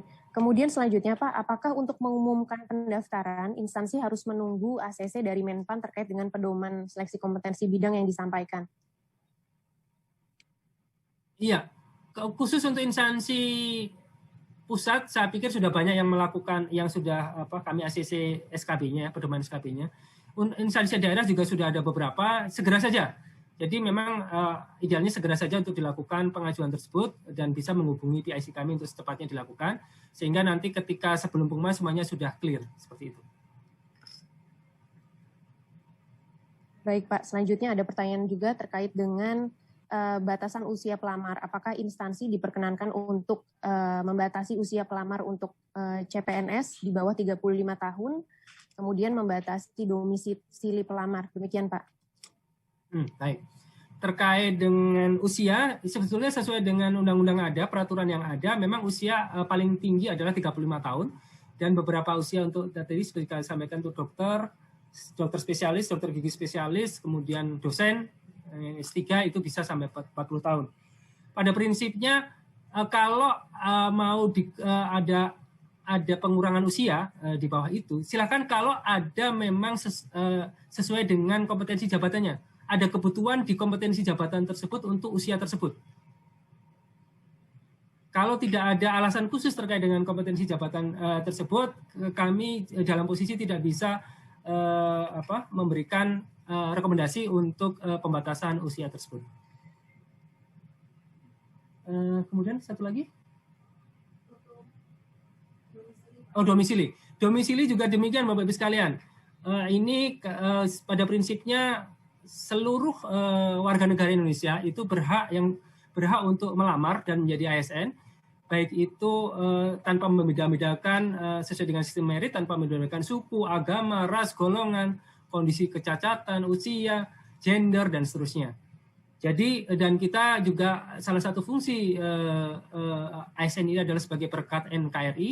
Jadi pada prinsipnya kami sangat tidak mengharapkan adanya pembatasan terkait dengan domisili, bukan domisili ya Pak, ya tadi ya, domisili pelamar ya gitu ya, KTP pelamar gitu ya Mbak ya, asal usul pelamar itu. Ya. Betul Pak. Seperti itu. Baik Pak, terima kasih. Kemudian selanjutnya Pak, apakah instansi diperkenankan untuk mensyaratkan atau menyatakan sanksi apabila pelamar telah lulus dan ditetapkan NIP-nya kemudian mengundurkan diri? Apakah diperkenankan untuk memberlakukan sanksi atau memblacklist peserta yang bersangkutan Pak? Ya. Baik Bapak Ibu sekalian, kalau sanksi secara umum bagi mereka yang kemudian mengundurkan diri sudah ada tadi. Kemudian kalau seandainya instansi mau memberlakukan sanksi, mohon disesuaikan dengan peraturan di masing-masing instansi tersebut. Apakah peraturan-peraturan di instansi tersebut sudah ada yang membackup terkait dengan peraturan tersebut? Jadi misalnya kalau mau diberikan sanksi membayar denda 50 juta, apakah kemudian keputusan peraturan di dalam instansi Bapak Ibu sekalian itu sudah ada peraturan yang membackup tersebut? Kalau ada dipersilakan saja, kalau tidak ada, rekomendasi kami untuk tidak memberlakukannya, karena kemudian nanti kalau di kemudian hari terjadi permasalahan hukum, kami juga tidak bisa, dan kita bersama juga tidak bisa memberlakukan atau mendasarkan dasar dari sanksi tersebut. Dan kalau memang mau diberlakukan, sekali lagi, dan masih ada waktu, kalau memang ada memberlakukan, silahkan, kemudian tapi di backup dengan peraturan yang kemudian diterbitkan oleh masing-masing instansi. Kalau di kami, seperti tadi, sanksinya hanya ada tadi yang bersangkutan tidak bisa melamar pada periode penerimaan ASN berikutnya. Demikian, Mbak. Baik, Pak. Terima kasih. Pak, selanjutnya ada pertanyaan dari Kanrek BKN terkait dengan pengadaan CPNS, apakah semua formasi bisa dilamar oleh pelamar yang memilih formasi umum atau instansi perlu memetakan jabatan mana saja pada formasi umum yang bisa dilamar oleh peserta penyandang disabilitas. Ini juga hampir sama dengan pertanyaan dari Kementerian Kesehatan. Apakah untuk formasi jabatan yang tidak bisa diisi dari disabilitas harus diberikan tanda pada sistem SSC-ASN BKN, sehingga pada saat diumumkan, pelamar disabilitas dapat memilih jabatan mana yang memungkinkan untuk dilamar. Demikian, Pak. Baik, saya kira kalau dari kami sebetulnya secara umum itu bisa dilakukan dua-duanya. Yang pertama bisa dilakukan bebas tanpa harus menandai, tapi kemudian juga kalau memang dari SSN bisa memfasilitasi untuk penandaan itu, ya kami persilahkan. Saya koordinasi dulu dengan BKN. Dari tempatnya Bu Heni ada? Dari BKN ada yang join? Mohon maaf. Siapa ya? Pak Ridwan sudah gabung, Pak Ridwan? Mohon maaf, dari BKN belum ada yang gabung. Jadi nanti mohon kita koordinasikan saja, kami koordinasikan saja dengan BKN, apakah BKN kemudian bisa memfasilitasi penandaan itu atau tidak. Tapi secara konsep, kalau kami membuka seluas-luasnya, Bapak Ibu sekalian, membuka seluas-luasnya bagi penyandang disabilitas untuk dapat melamar di setiap jenis jabatan, dan pada prinsipnya mereka, seperti kami sampaikan tadi, mereka akan tahu diri, akan menakar diri untuk tidak melamar pada jabatan-jabatan yang memang tidak bisa dilaksanakan tugasnya oleh yang bersangkutan. Oke, Mbak?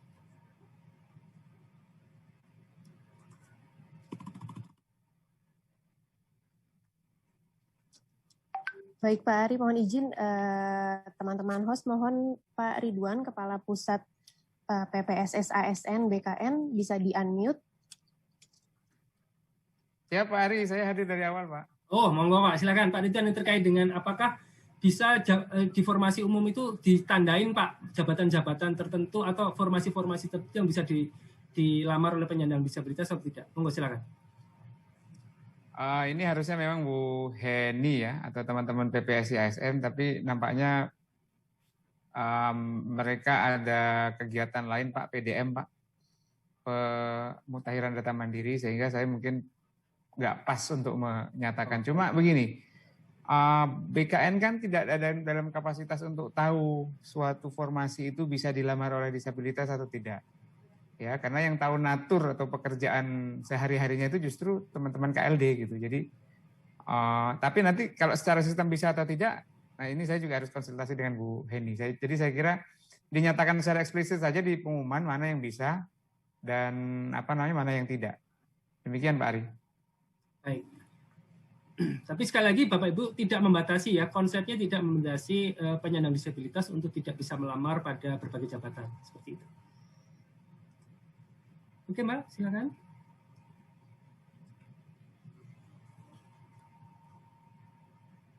Baik Pak, masih terkait dengan akreditasi Pak, bagaimana dengan akreditasi di masa transisi? Itu Pak, kira-kira apa yang harus digunakan oleh pelamar ketika memang akreditasinya itu masih dalam masa transisi? Demikian Pak Ari. Baik, untuk terkait dengan akreditasi sebetulnya adanya di peraturan Menristek Dikti ya Bapak Ibu sekalian. Permendikbud kalau sekarang ya, Permendikbud Ristek Dikti. Jadi itu diberlakukan akreditasi sebelumnya. Pada saat transisi itu diberlakukan akreditasi sebelumnya. Jadi kalau misalnya tadinya B, kemudian ada masa transisi, dia lulus, kemudian ke A, maka pada saat kelulusan tersebut yang diberlakukan adalah akreditasi B tadi. Seperti itu Mbak.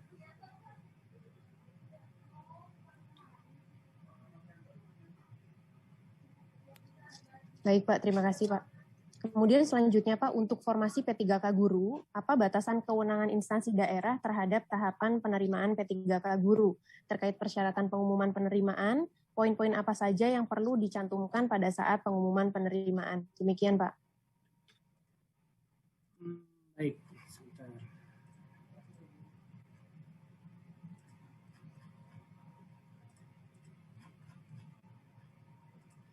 Baik Bapak Ibu sekalian, untuk yang guru, jadi nanti hampir seluruh proses itu dilakukan oleh Kemendikbud. Jadi seleksi, kemudian pengumuman dan sebagainya itu dilakukan, verifikasi dan sebagainya itu dilakukan oleh Kemendikbud. Seleksi juga dilakukan oleh Kemendikbud menggunakan CA2NBK. Yang tugas instansi daerah hanya pada saat pengumuman.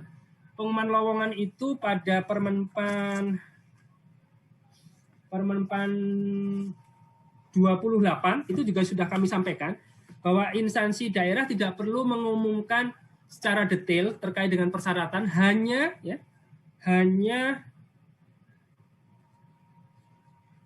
formasinya apa saja, kemudian juga masa kontrak yang bersangkutan berapa lama. Yoga bisa tahu pasal berapa, Yok?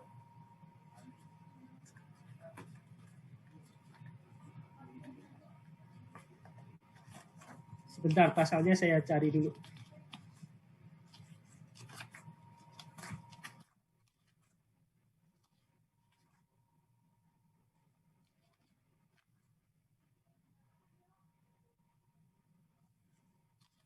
Jadi ada di pasal 16, Bapak Ibu sekalian, pasal 16 itu untuk yang akan diumumkan, apa saja yang akan diumumkan oleh Kemendikbud, ya.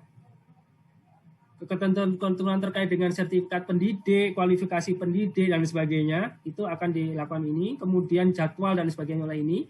Tapi pengumuman lowongan sebagaimana dimaksud pada huruf 3 huruf D, yakni 3 huruf D. Huruf A nama jabatan, kemudian huruf B jumlah lowongan, huruf C unit kerja penempatan, dalam hal ini unit sekolahnya, huruf E lamaran yang ditujukan, dalam hal ini SSCN, kemudian huruf H masa hubungan perjanjian kerja. Itu saja yang perlu dilakukan oleh daerah. Itu ada di ayat 4-nya, pasal 16 ayat 4-nya. Terutama yang masa hubungan kerja ini yang jangan sampai terlupakan Bapak Ibu sekalian.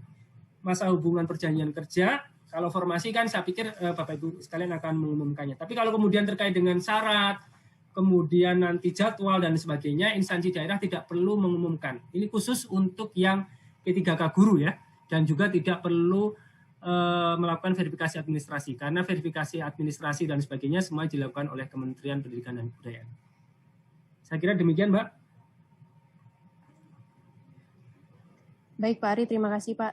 Kita masih ada waktu 10 menit lagi, Pak. Ada pertanyaan juga terkait dengan batasan IPK.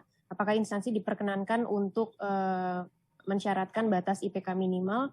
Dan ada juga terkait dengan persyaratan melamar, apakah boleh disebut sudah memenuhi persyaratan nilai TOEFL atau TPA tertentu untuk mengikuti SKB. Demikian, Pak. Baik, Bapak Ibu sekalian, terkait dengan IPK dan TOEFL itu sesuai dengan persyaratan jabatan. Apakah ada relevansinya dengan jabatan tersebut, kompetensi jabatan tersebut? Kalau ada, silakan saja Bapak Ibu sekalian. Kalau tidak ada, maka itu menjadi sesuatu hal yang sedikit bertentangan, karena pada prinsipnya di kami hanya mensyaratkan akreditasi, bahwa yang penting yang bersangkutan adalah status terkait dengan akreditasi. Kalaupun itu nanti ada pembatasan IPK dan sebagainya, tidak kemudian dilakukan secara apa istilahnya ya, secara ekstrim dilakukan sehingga sebagian peserta kemudian juga tidak bisa mendaftar. Itu yang mohon untuk diperhatikan juga. Kemudian IPK sama apa tadi satu lagi? Sudah ya Pak, terkait dengan syarat ya. IPK dan persyaratan TOEFL untuk TOEFL ya. SKB, Pak. TOEFL monggo saja silakan, kalau memang sesuai dengan persyaratan jabatannya silakan ditambahkan. Silakan. Kemudian Pak, apakah instansi wajib mencantumkan nomor call center untuk seleksi penerimaan yang bisa dihubungi oleh masyarakat? Baik Bapak Ibu sekalian, pada prinsipnya call center wajib Bapak Ibu sekalian. Call center itu wajib dicantumkan di masing-masing instansi dan juga linknya juga disampaikan ke SSCN. Nanti dari ke SSCN juga akan saya kira ada kolom di sisi sistem adminnya untuk mencantumkan call center ataupun media sosial lainnya yang kemudian bisa dihubungi oleh para peserta. Yang jelas ini ada beberapa hal yang memang ketika pertanyaan masuk terkait dengan dari pelamar dan sebagainya itu harus kita klasifikasikan mana yang memang harus dijawab oleh SSCN, mana yang harus dijawab oleh instansi, mana juga yang harus dijawab oleh Menpan itu memang sudah ada hal-hal yang khusus atau klasifikasinya. Saya kira demikian, Mbak. Jadi wajib ya, sekali lagi wajib call center. Walaupun tidak telepon ya, tidak harus telepon, bisa saja dalam bentuk media sosial dan sebagainya. Demikian. Baik Pak, terima kasih. Jadi teman-teman yang memantau di YouTube, calon pelamar juga bisa mengakses call center masing-masing KL ya Pak ya, tidak hanya melalui telepon, tapi juga bisa dibuka melalui media sosial. Terima kasih Pak Ari. Kemudian selanjutnya Pak, ada juga pertanyaan terkait dengan syarat akreditasi universitas Pak. Apakah bisa ditetapkan bahwa akreditasi minimal B? Demikian Pak Ari. Ya, baik Bapak Ibu sekalian, kalau di aturan kami hanya menyatakan akreditasi. Jadi kami tidak membatasi akreditasi apa itu A, B, atau C kecuali untuk yang kumlot. Kecuali untuk yang kumlot. Kumlot itu akreditasi perguruan tinggi A dan prodinya A. Namun demikian, seperti kami sampaikan tadi, kalau memang dipertimbangkan ada syarat-syarat jabatan yang membutuhkan persyaratan seperti itu, dipersilakan. Hanya saja tetap dengan konsep membuka kesempatan seluas-luasnya. Jadi tidak terlalu mengekang, dan juga mohon juga diperhatikan dengan ketersediaan SDM yang ada di daerah tersebut. Jangan-jangan nanti kalau misalnya di suatu daerah kemudian akreditasinya terlalu tinggi, kemudian juga jadi pelamarnya tidak ada, itu kan juga berpotensi masalah juga seperti itu. Itu secara konsep demikian. Jadi dari kami terakreditasi, tapi kalau Bapak Ibu sekalian mau menambahkan dengan syarat tidak sesuai, yaitu tadi sesuai dengan persyaratan jabatan, sesuai persyaratan jabatan, dan tidak membuat peserta menjadi terbatas atau menyulitkan bagi peserta pada umumnya. Saya kira demikian, Mbak. Masih 5 menit lagi ya. Oke. Baik, Pak Ari, masih ada waktu kurang lebih sekitar 5 menit lagi, Pak. Ini pertanyaan terkait P3K guru, Pak. Sebetulnya terkait dengan penganggaran, mungkin bisa disampaikan, Pak, secara singkat terkait dengan penganggaran, serta untuk SK-nya, apakah nanti SK perjanjian kerja dilakukan oleh Kemendikbud atau masing-masing instansi daerah. Demikian, Pak. Oke. Oh ya, baik. Ini tadi saya waktu menjelaskan peran pemerintah daerah dan Kemendikbud saya agak kelewatan. Jadi nanti tadi pada waktu pengumuman lowongan itu memang ada kontribusi dari daerah ya untuk pengumuman dan sebagainya. Kemudian nanti pada waktu verifikasi itu Dikbud, tapi pada waktu seleksi itu sebetulnya secara prinsip semuanya akan difasilitasi oleh Dikbud. Tapi nanti itu silakan dari Dikbud akan koordinasi juga dengan dinas masing-masing daerah. Saya koordinasinya bukan di kami, tapi di Dikbud. Kemudian pada waktu pengumuman nanti juga masih dilakukan oleh Dikbud. Dan ketika pengumuman akhir, jadi sudah pada waktu yang bersangkutan itu lulus akhir, itu nanti akan diserahkan oleh Ketua Pansenas dari BKN itu untuk mereka yang lulus. Dan kemudian akan diserahkan ke masing-masing PPK-nya masing-masing. Ke PPK-nya masing-masing untuk kemudian dilakukan pengangkatan. Nah, disitulah kemudian nanti peran PPK, pemerintah instansi daerah, menjadi ada lagi gitu. Jadi di poin 1, 2 masih, poin 5 sebagian, poin 6 itu menjadi tanggung jawab instansi daerah. Kemudian tadi terkait dengan penganggaran ya, penganggaran untuk guru. Saya pikir ini memang pada waktu beberapa kesempatan juga sudah kami lakukan sosialisasi, termasuk pada waktu coaching klinik bersama Kemendikbud dan sebagainya, bahwa pada prinsipnya itu sebetulnya sudah disampaikan di Perpres 98 juga tahun 2020, pada prinsipnya anggaran untuk P3K itu dibebankan pada APBD untuk pemerintah daerah. Tapi kemudian khusus untuk guru sesuai dengan Undang-Undang APBN maka ada alokasi dana sebesar 19, sekian T untuk gaji guru ya. Untuk gaji gurunya saja. Sedangkan kemudian untuk tunjangan dan sebagainya belum masuk di dalam aturan tersebut. Namun demikian sebetulnya bagaimana alokasi di situ masuk di dana alokasi umum dan lain sebagainya. Tapi mekanisme mata anggaran mata anggarannya dan di mana-mana itu bukan dalam kewenangan kami untuk bisa menjawab ini. Jadi mungkin lebih tepatnya untuk ditanyakan di Kementerian Keuangan. Saya kira demikian Mbak jawaban dari kami. Terima kasih.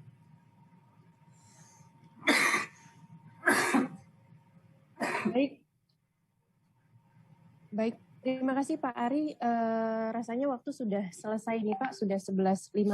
Mohon izin kami untuk menutup pertemuan hari ini Pak. Bapak Ibu sekalian, baik yang bergabung via Zoom atau kanal YouTube live streaming Kemenpan RB, dapat mengunduh bahan paparan akan kami upload nanti di portal resmi Kementerian Pan RB. Kemudian terkait dengan Permenpan 27, 28, dan 29 serta peraturan turunannya, yakni Kemenpan RB nomor 980 tahun 2021 tentang persyaratan STR untuk melamar pada jabatan fungsional kesehatan dalam pengadaan PNS, serta Kemenpan 981 tahun 2021 tentang persyaratan sertifikasi dan seleksi kompetensi teknis tambahan untuk melamar pada jabatan fungsional dalam pengadaan P3K tahun anggaran 2021, dan Kemenpan RB tentang nilai ambang batas. Nanti semuanya akan kami upload di jdih.menpan.go.id. Demikian Bapak Ibu, untuk pertanyaan yang izin. Baik, terima kasih. Ada tambahan dari Sinka BKN. Silakan Mas Auditya, sebelum kami tutup, silakan Mas. Ya, izin Bapak Ibu ingin menambahkan memang di SSCASN nanti akan dibuka untuk setting adminnya setiap formasi apakah dapat diisi disabilitas ataupun tidak. Itu nanti akan kami buka pilihannya. Mohon yang sudah mengisikan formasi untuk diedit lagi dan juga diperiksa kembali apakah memang persyaratan tersebut dapat diisi atau tidak sesuai tadi dijelaskan oleh Pak Ari. Dan kalau bisa memang di pengumumannya juga sudah ada. Mungkin itu tadi pertanyaan yang dipertanyakan. Terima kasih. Baik, terima kasih Mas Auditya dari Direktorat Sinka BKN atas penjelasannya. Bapak Ibu, selanjutnya materi dapat diunduh pada halaman resmi portal Kementerian Pan RB. Adapun pertanyaan yang belum dapat kami jawab akan kami rangkum dalam bentuk FAQ dan akan kami upload juga di halaman resmi portal Kementerian Pan RB. Demikian Bapak Ibu, terima kasih atas partisipasi dalam kegiatan sosialisasi 3 peraturan menteri terkait pengadaan CSN hari ini. Mudah-mudahan kita selalu dalam keadaan sehat. Terima kasih. Billahi taufiq wal hidayah. Assalamualaikum warahmatullahi wabarakatuh.